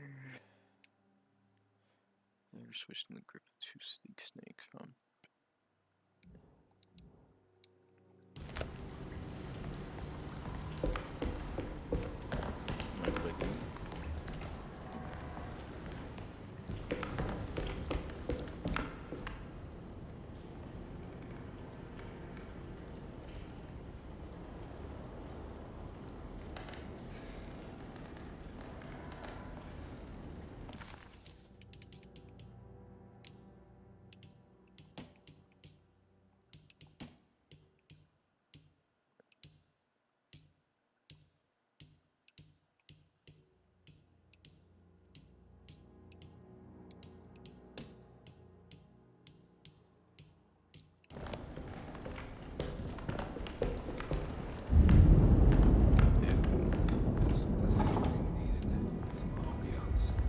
Is that what? Oh, good, we're used to it. I need the key. I need the key. Got to be around here somewhere. He wouldn't leave this house. I don't know Oh, what snap. to think anymore. You run into that detective fella? Who is he? Can he be trusted? I think he one of the good guys. Well, you know, like us. Will he be all right with her coming? Praise the mother. You don't need to know about all that. Just help Jeremy. Just calm down. It ain't time yet. God, it hurts. As far as I can tell, Detective Comby seems to be solving problems, not causing them. Just be ready in case he starts anything. Dang. Game gets mysterious. So we have to make our way to the... The 2 orderlies still hadn't found Jeremy. Conby figured this was good news. Emily had reminded him about some strange deaths at Derceto, and Conby wasn't sure who he could trust.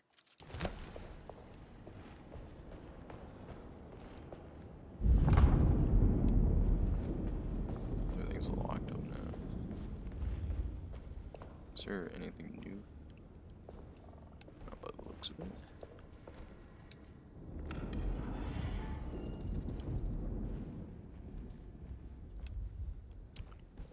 The room is full of rot now.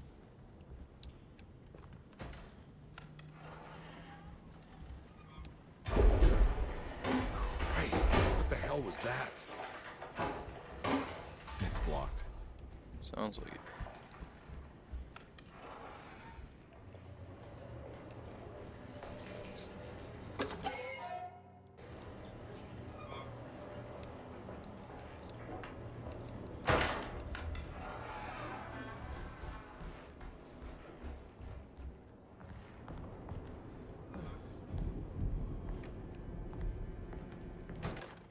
We must have faith that Jeremy's pact with the Dark Man is a bluff.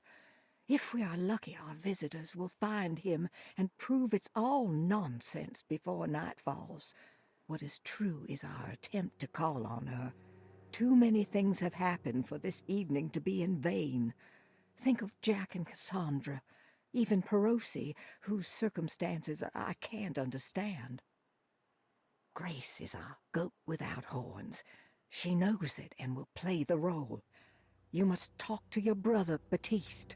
I worry that he will fail us.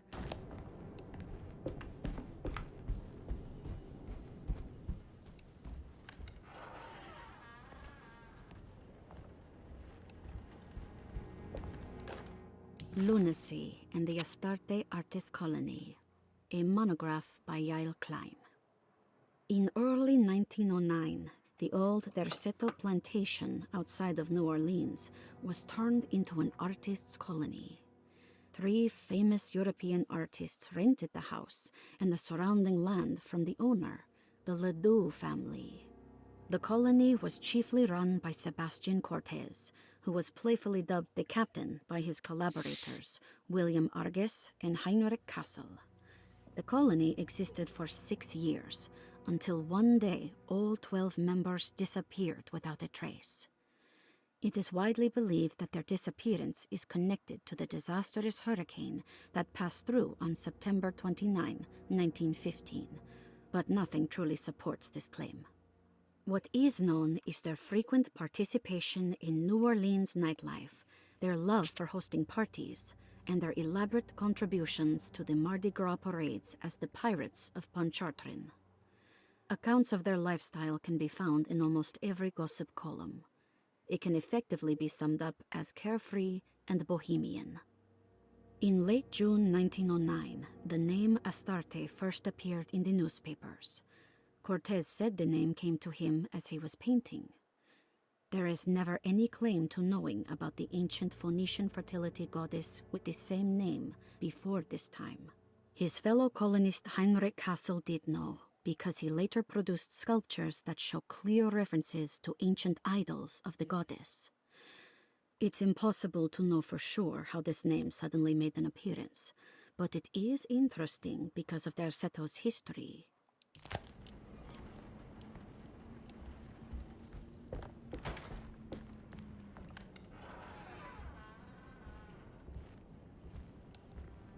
A bunch of notes everywhere now.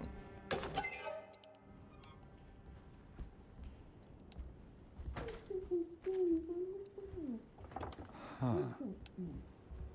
Sounds like Grace and somebody else, little girl.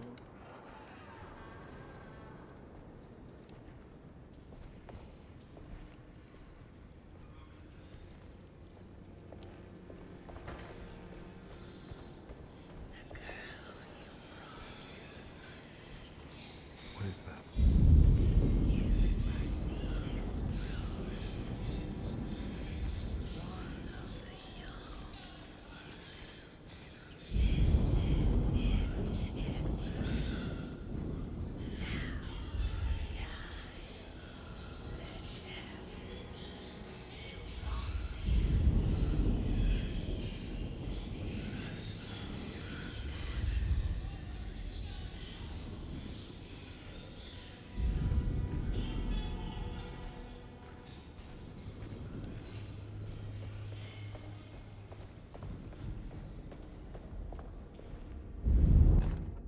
Mrs. Thompson, I understand the last week has been busy. Under these circumstances, I find it important to remind you that Derceto's concerns are not a public matter, nor is it something that should upset you. Please continue your excellent work, and don't spend a thought on the death of Perosi, or, more importantly, the suicide of Cassandra Beauregard. They should mean nothing to you or the staff. I rely on your loyalty, and trust that your close kinship with the Tabbois siblings will keep Derceto's secrets hidden.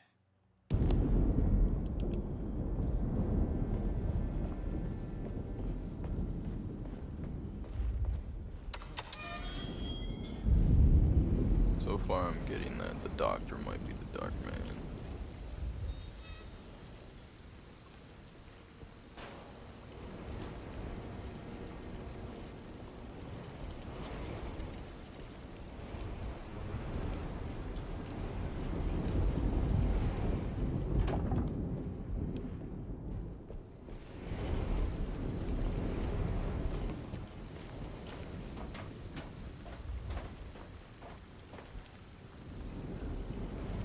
Oh.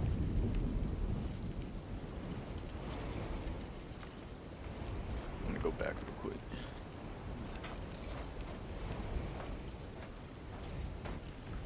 I didn't check that hallway as thoroughly as I should.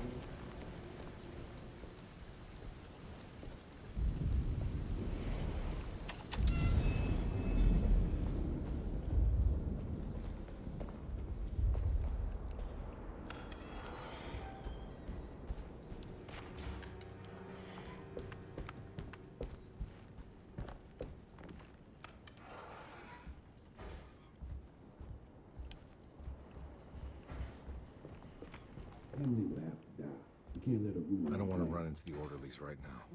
Not sure I can trust them.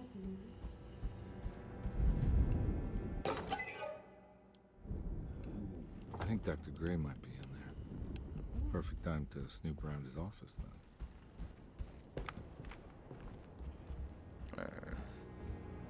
Back we go. Question mark. Let's check out the cellar if we can.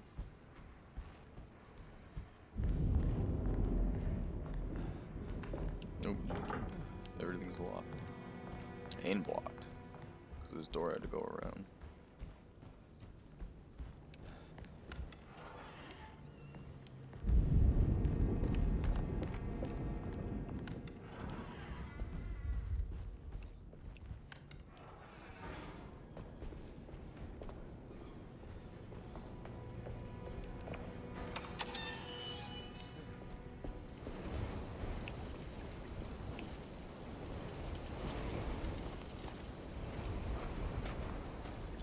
There's blood. Let me see that.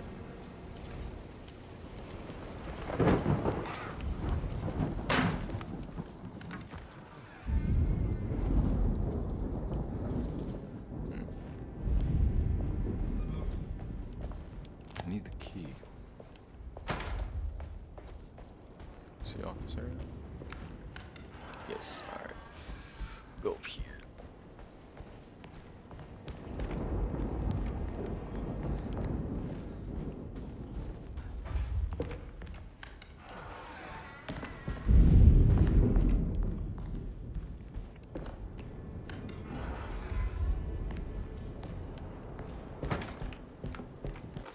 Detective Comby, I'm terribly sorry that my niece has pulled you into this mess.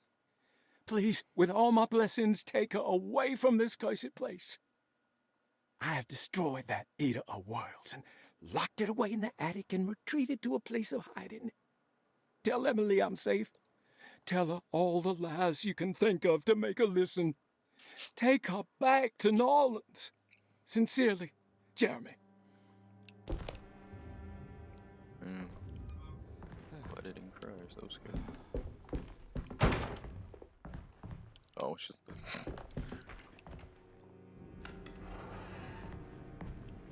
So much ambient noise happening.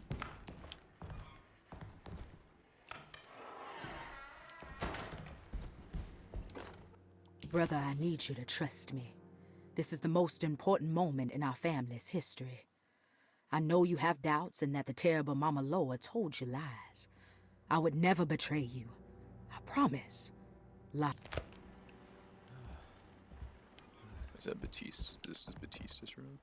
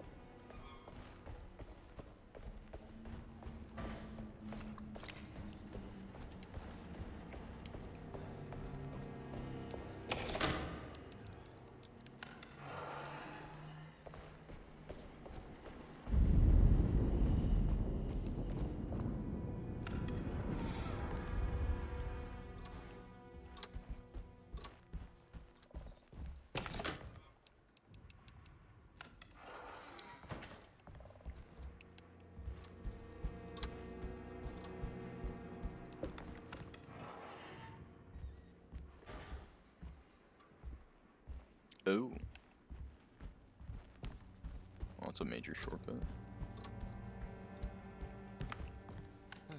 Where'd they go, though?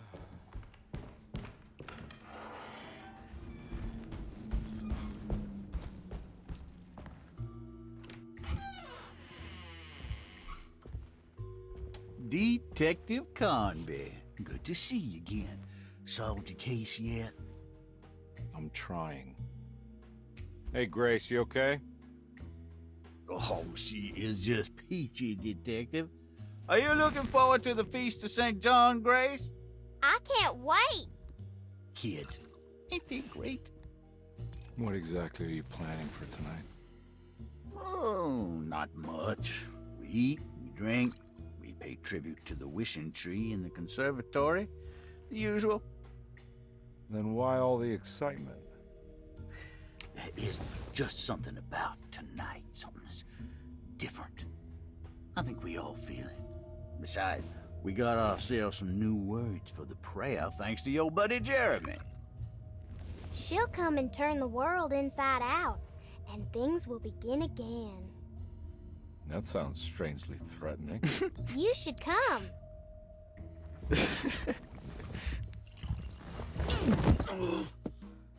God damn it, Grace. Stay put for once.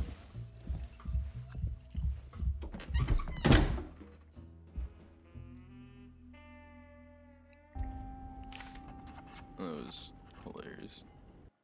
Oh, he dropped it first.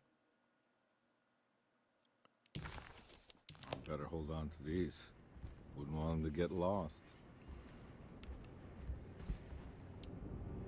There's something missing.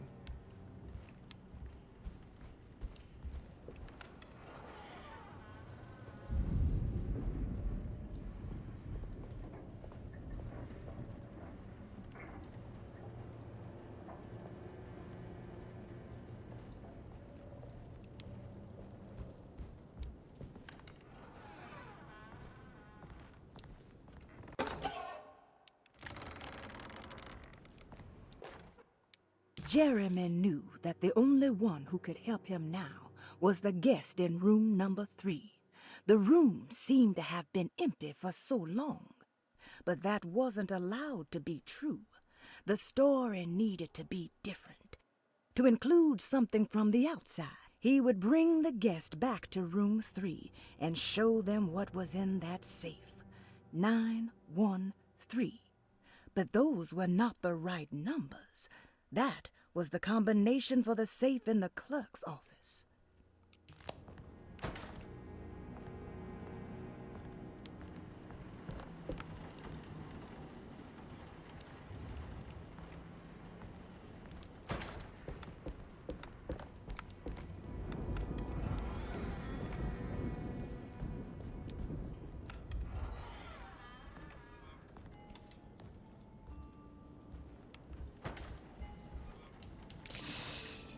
Missing a picture.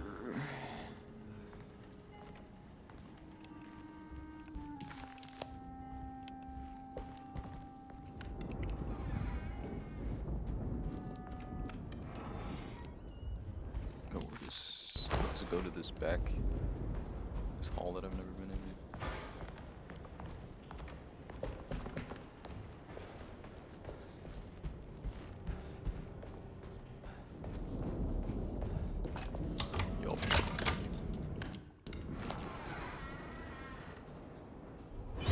What you doing here? No.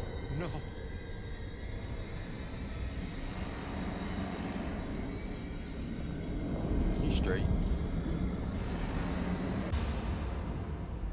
Yeah, he ain't mean. It's just you know, a little bit of shadow. Surprisingly neat. Maybe I've been selling that old barfly short.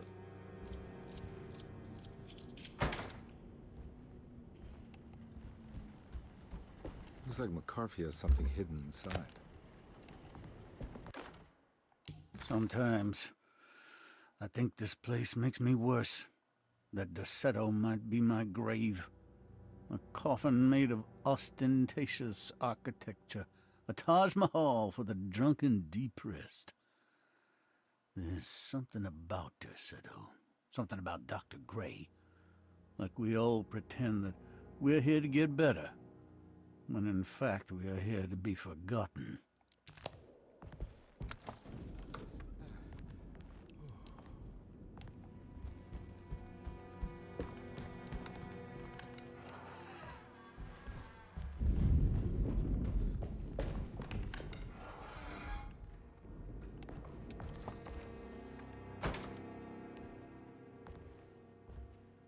Just be the lady.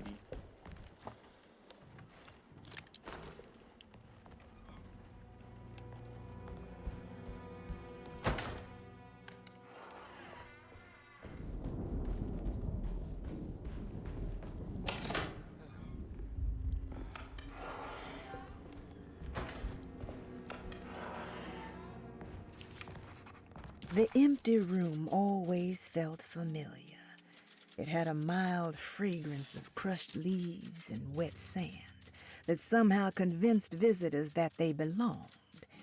It wasn't real, of course, but it was more real than many other things you could find. This is my room. My room? I recognize this view.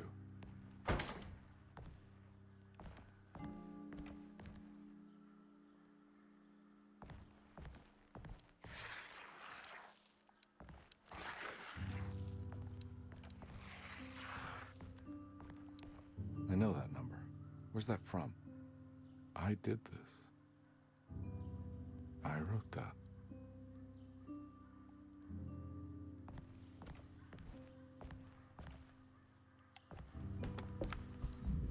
I know the combination. I can't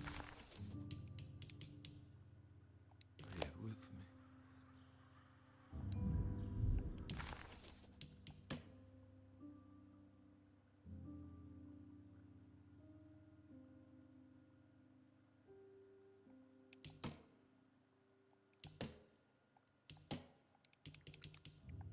Do I?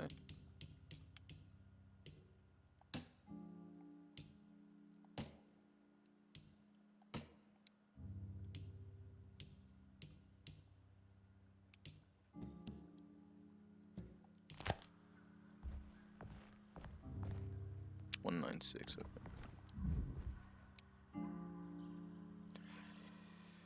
So.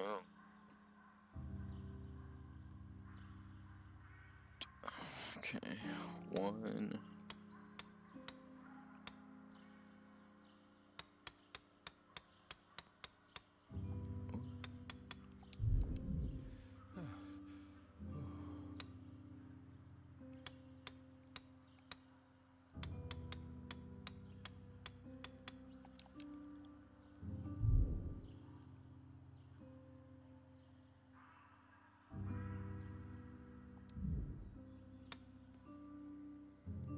Oh.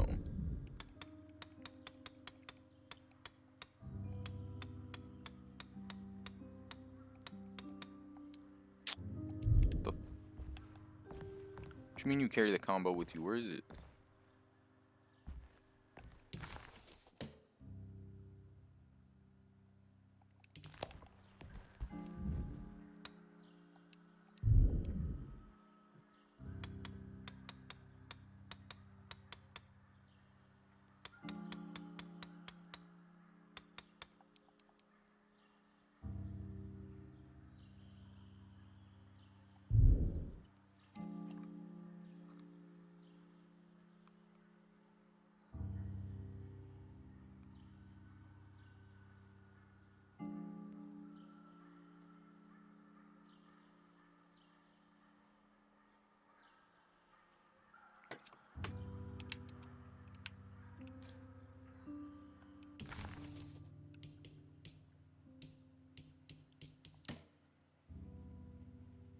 I guess we'll try the other ones.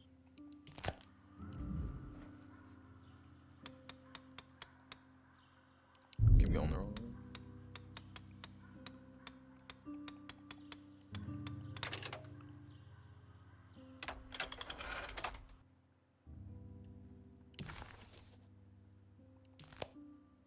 Detective, I have made many discoveries in my case. The child we want is safe, thanks to good people like me and you. We're so similar, but you don't see all the things I do. To find your man, Jeremy, you also need to look for the girl. It has always been that way. The young deliver us all. You should have a look in my room. There's a piece of the puzzle you will need. How long have I been here?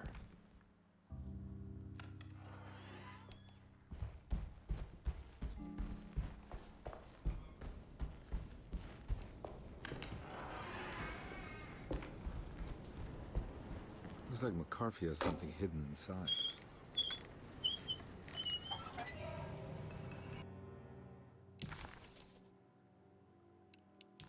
Why would McCarthy lock this up? Was he trying to keep Grace from completing the shape? If so, couldn't she have just made another drawing? What the hell happened in here?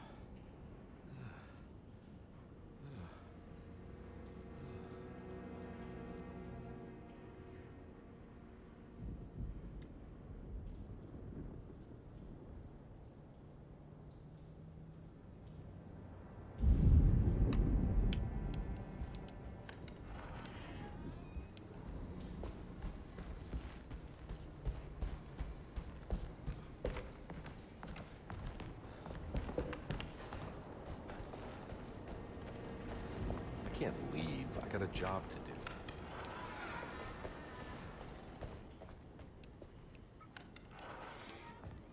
There must be a spare key to Dr. Gray's. I need the key.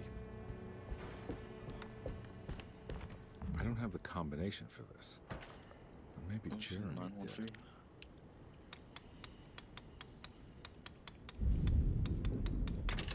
It worked.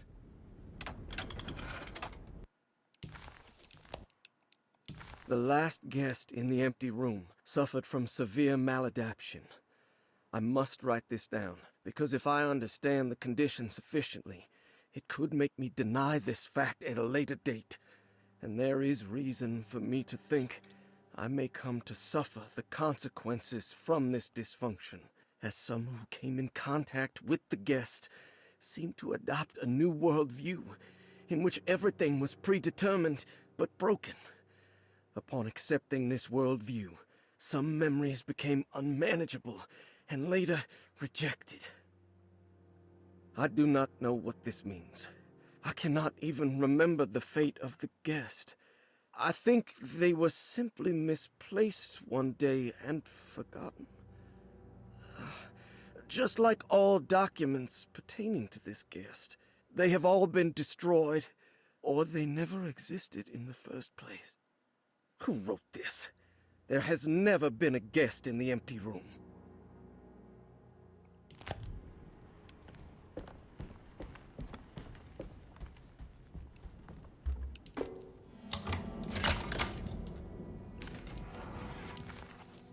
The empty room always felt familiar. Dr. Gray was somehow mixed up in this business with the Dark Man, Detective Conby decided. He had to be. Either Dr. Gray was using the idea of the Dark Man to manipulate and torture Jeremy, or the Dark Man was an actual powerful being possessing Jeremy. And in that case, Dr. Gray was simply a stooge. Maybe both could be true at once. Conby felt his mind racing in all directions. No matter what, he had to find a way to break the pact. That was what Jeremy said was needed. It didn't even matter what was true or not. If Jeremy wouldn't leave Derceto before the contract was broken, then Conby had to make it happen. He just wished the steps on the contract made a little more sense. Dr. Gray's office, all to myself. Let's see if we can figure this guy out.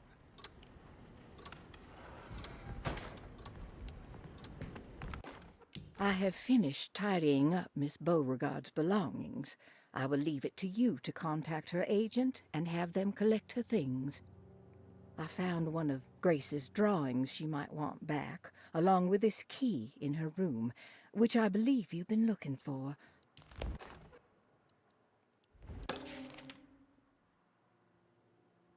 This is where McCarthy has hidden my favorite young. It's very important. This is where McCarthy has hidden my favorite young. Young?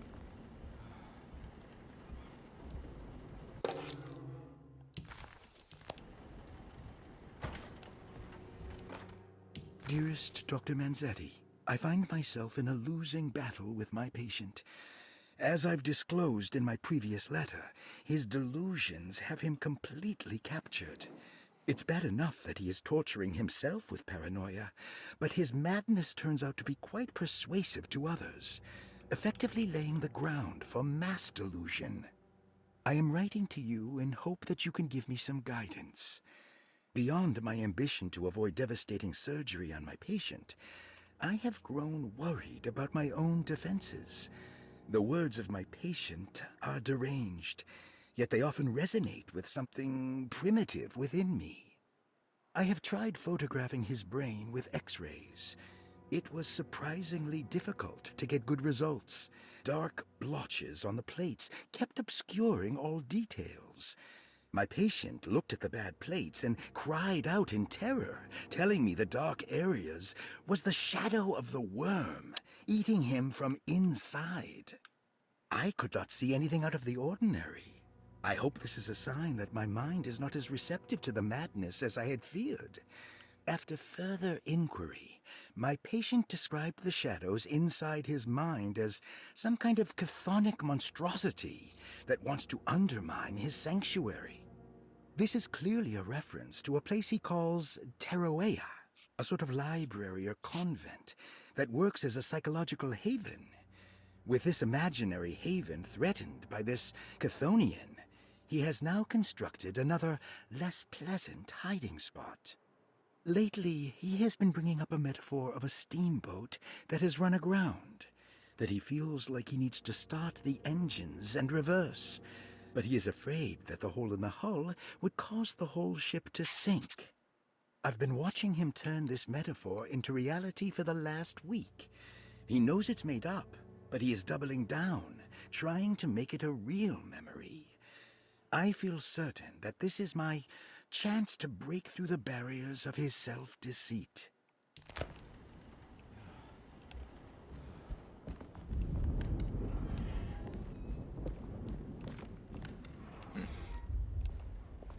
This game's fascinating.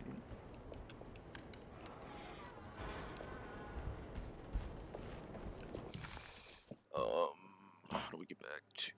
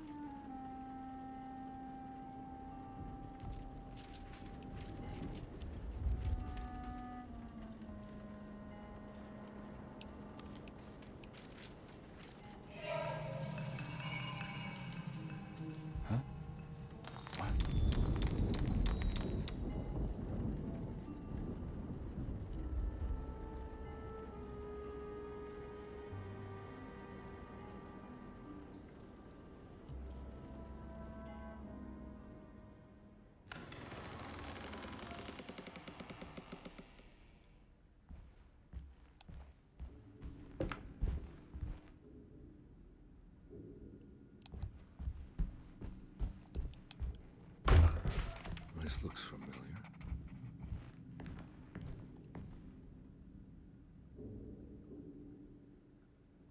Uh-oh.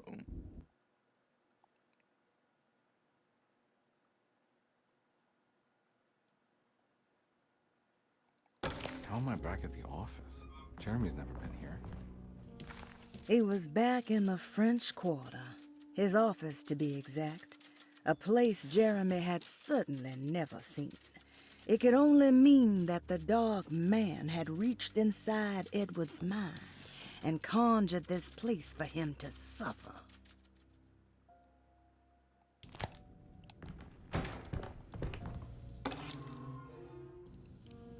That's me, isn't it? How long had it been since I drowned myself in drink and depression? It had all felt... I think I need to figure out where I'm going first.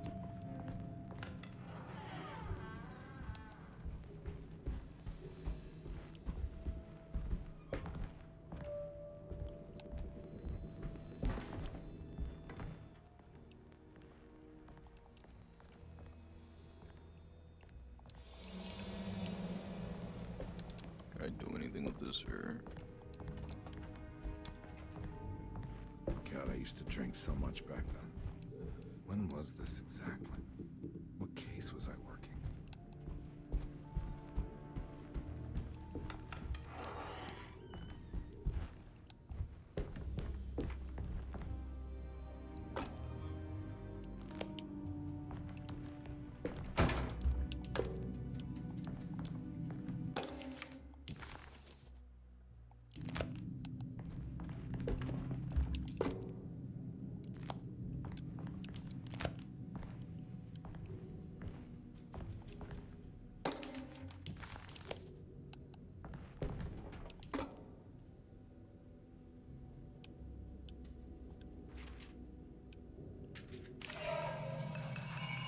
I remember this case. Some kid got taken by her father, headed out of state. But he had made a mistake by selling a painting that his wife actually cared about to a collector named Thornhill to fund his venture. That's how I tracked him down. At least I think so.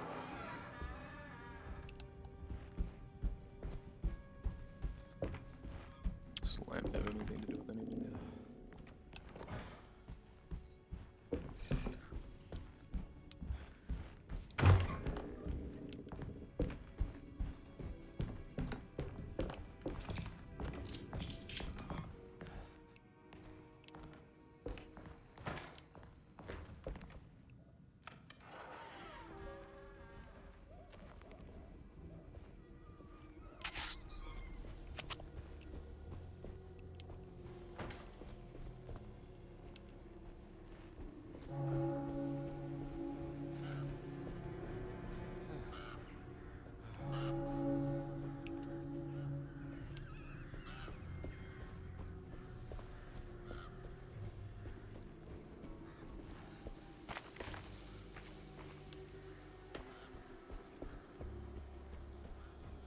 Thornhill wasn't a bad man, but he had principles keeping him from handing out information on other deals.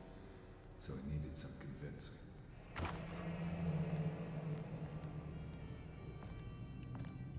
Well, every case can't be squeaky clean.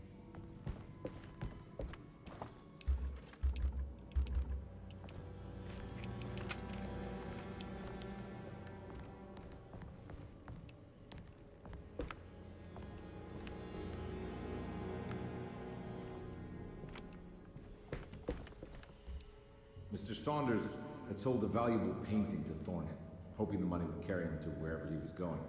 The painting, now leaning on an easel in Thornhill's bedroom, had a certain mesmerizing gloom that seemed to call out to me, telling me I was needed for something important.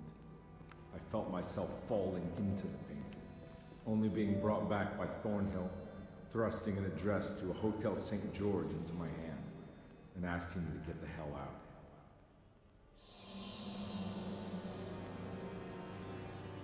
I don't remember this at all. But I can't say it didn't happen. The kidnapper had sold a painting to Thornhill, the collector, to pay for a car and enough gas to get out of Louisiana. Detective Comby was suddenly reminded of shaking him down to find out where the kidnapper was hiding.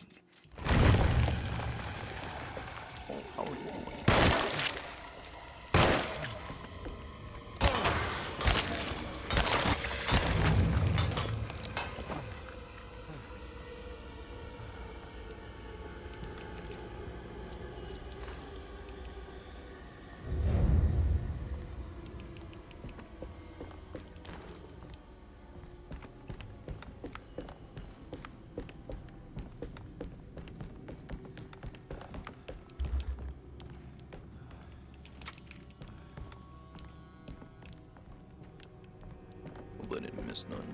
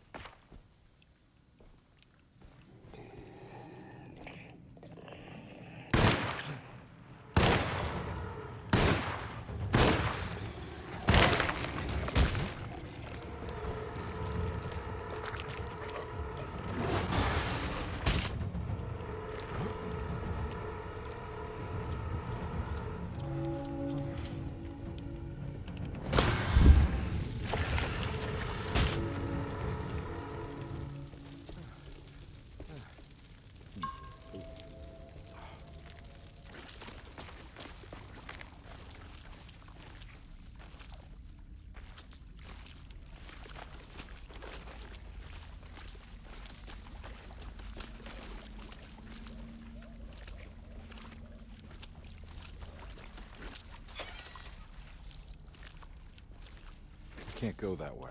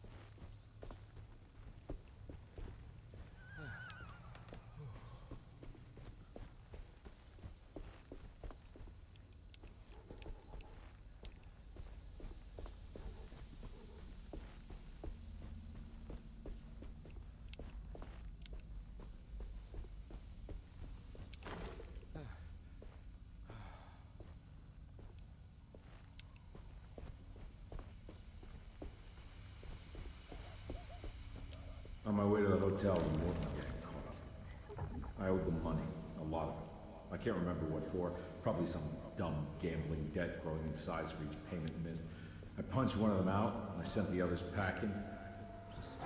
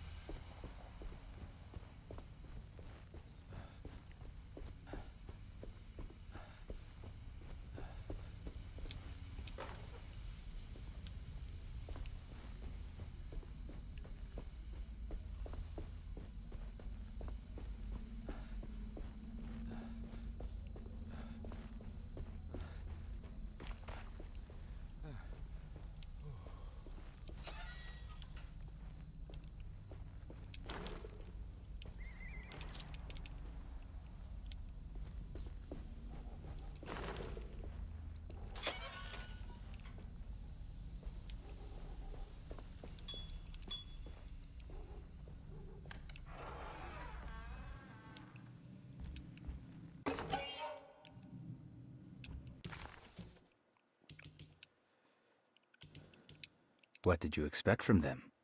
You created too much. There wasn't any room to breathe.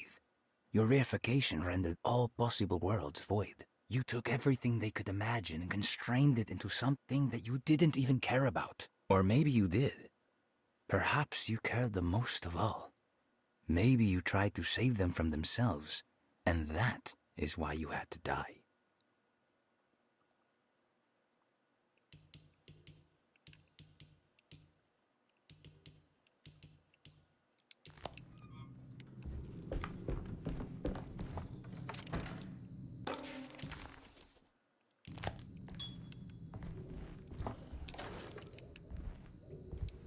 Found it. In the hotel ledger, I recognized the handwriting and the signature. Ted Stryker. It was him. I could feel it. It was the kidnapper I was hunting. I put on my knuckles and hurried up to his room.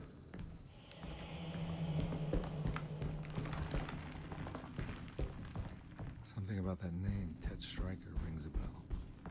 Feels vaguely familiar.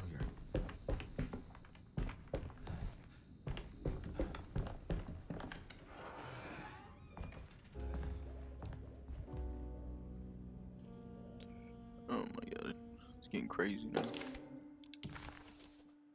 I recognize this room, but I didn't catch up with them here. I must have followed them. But where?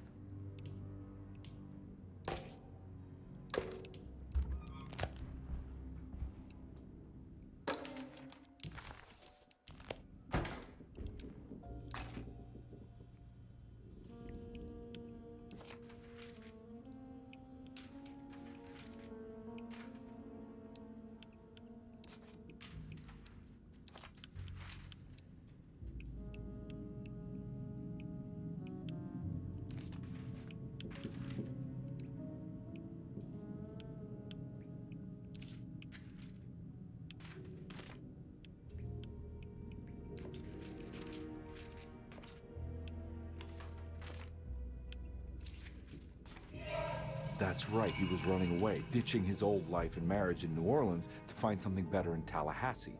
And he took his daughter with him against the will of the mother. That's why she hired me. But I stopped him. I caught up with him at the Pearl River Bridge. Detective Conby didn't recognize the bridge across Pearl River.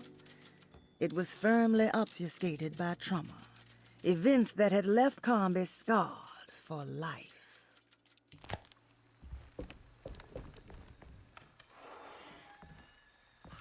Pearl River. This is where I caught up with them. This is what the Dark Man wanted me to revisit. But I'm still not seeing it. What am I forgetting?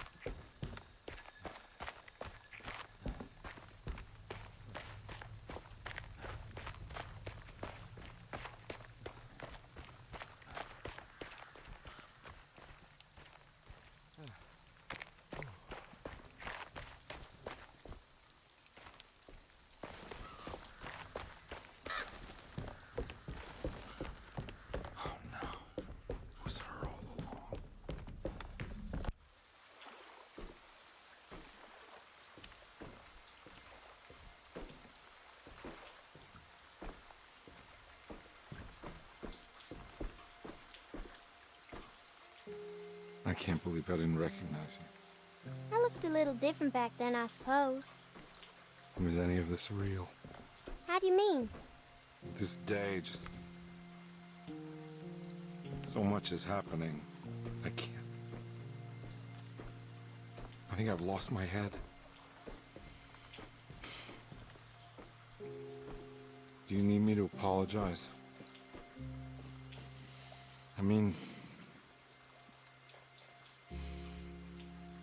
I am sorry. I don't think I need to begin to explain. You're just a kid, Grace. I'm really sorry. I didn't mean for it to happen. Lies. More lies. No, really. I thought I was being a good guy by handing you over to your mother. I didn't know. I couldn't have known that she wouldn't care about you. I don't know how this works. What is this for? Some form of admission of guilt. Maybe acceptance. It's what the Dark Man wants.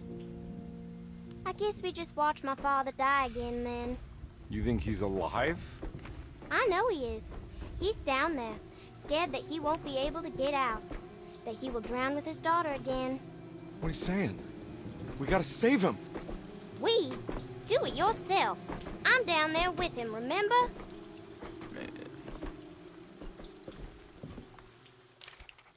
Conby had run their car off the bridge. He pulled Grace out of the sinking car, but left her father to drown. He could have saved him. There was time. He just chose not to. Instead, he took Grace back to New Orleans and collected his paycheck. I really saved them. This all happened so long ago. I have to find a way to get down there. I have to see it with my own eyes. There was a boat at the house where I entered. If I can raise the bridge, I should be able to get to the car.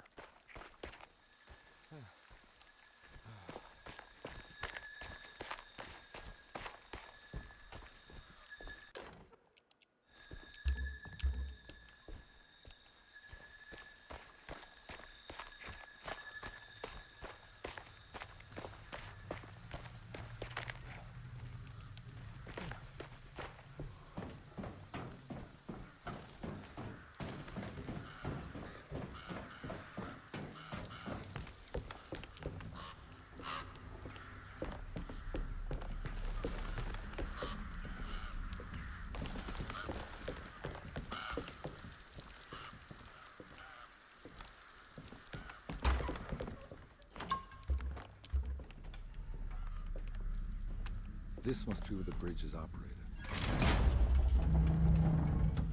Nothing's happening. It's like something's holding it back. What's that there?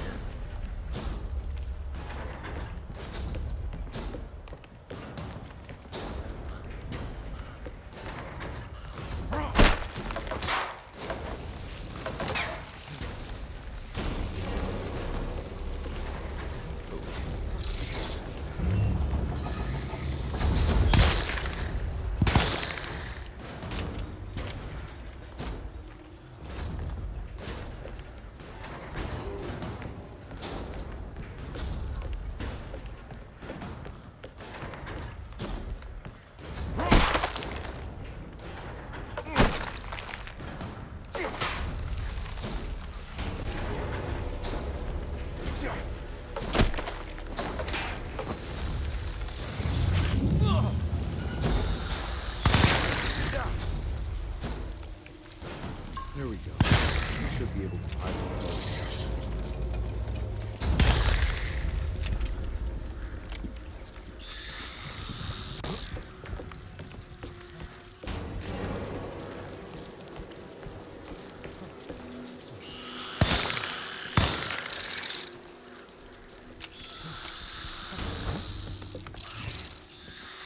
Right, keep spawning.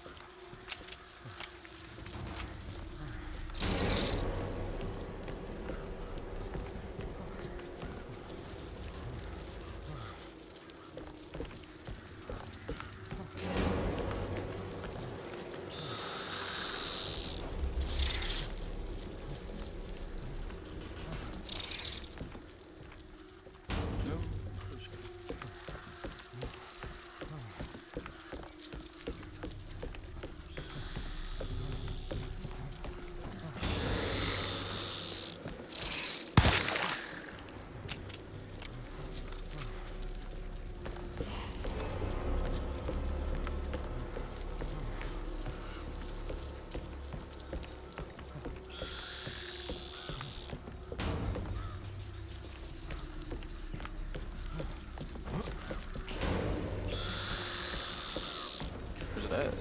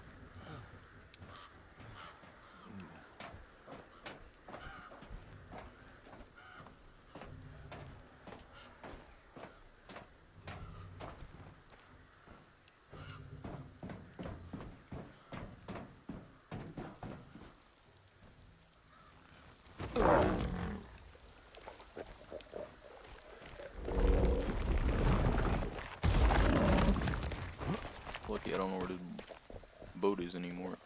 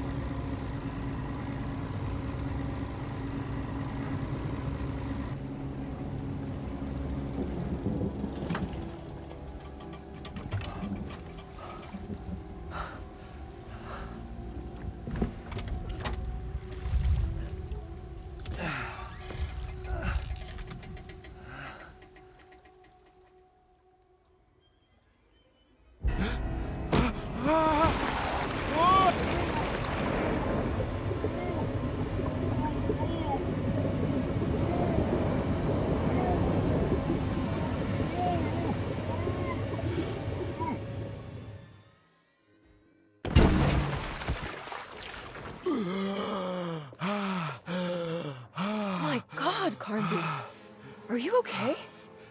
Don't leave me alone. What the hell have you been doing? What's going on here? Look at this mess! I'm sorry, Mrs. Thompson. Don't make me kick you out of this house. Now get out!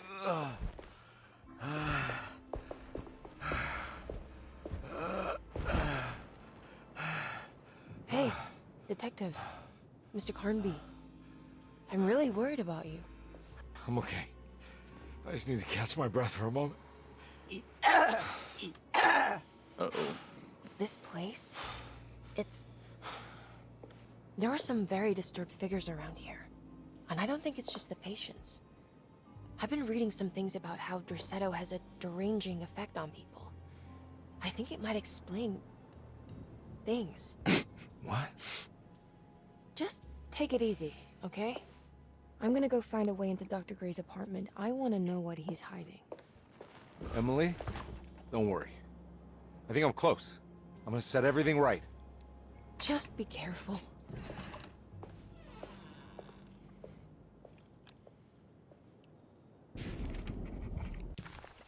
Conby had run their car off. Detective Conby. The dark... Conby had run their car off.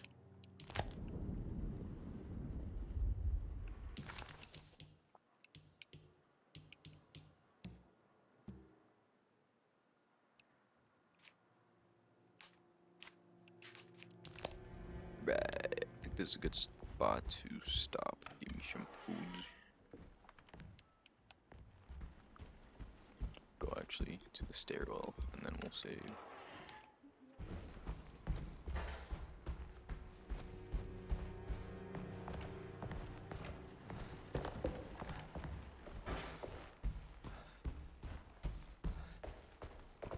And I forgot how to get there. Oh no, I'm going the wrong way.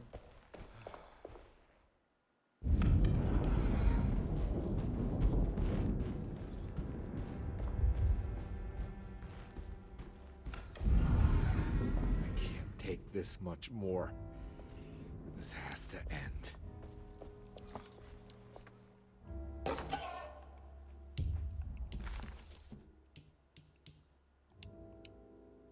Edward had heard the whispers for years. When he lived in Brooklyn, it was only on rare occasions, like when he as a child climbed that tall tree in Central Park, or when he almost drowned in the Hudson River, trying to save his despaired mother. The whispers became more common as he moved to New Orleans, but still rare enough to be ignored. Now as he walks the halls of Darceto, he knows what is calling him. He doesn't want to admit it, but the dark young in the conservatory is telling him to sacrifice the Gabri Sancorn.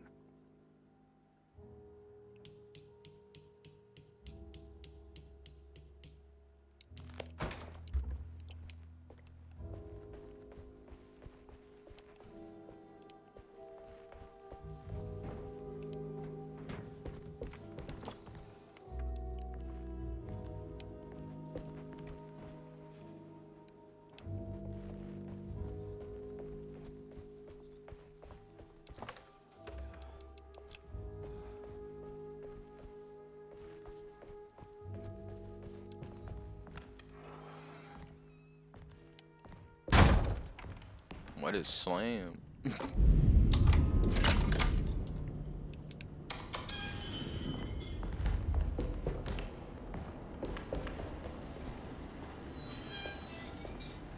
doesn't look good.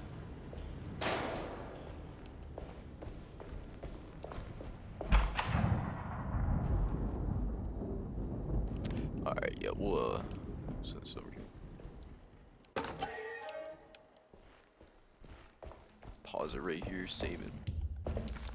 Then we'll come back at a later time to get any new... Derceto stands on a breeding ground for the grotesque, a temple devoted to rebellious growth, the most ugly and cancerous side of nature. You may be able to shield your psyche for a while, but rest assured your soul will come to pray to that hideous god in time.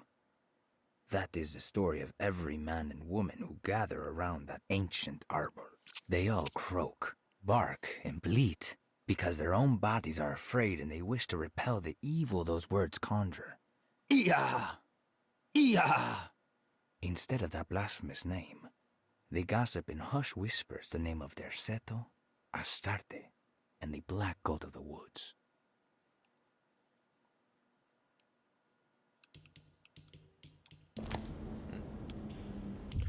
Alright, yeah, we'll save it here.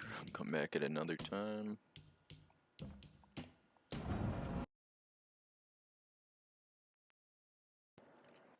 Alright, I'll catch you guys later.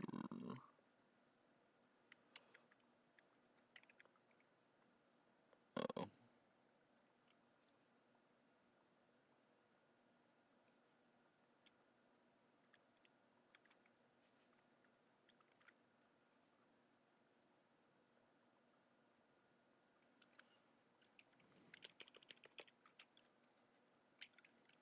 Oh, broke it.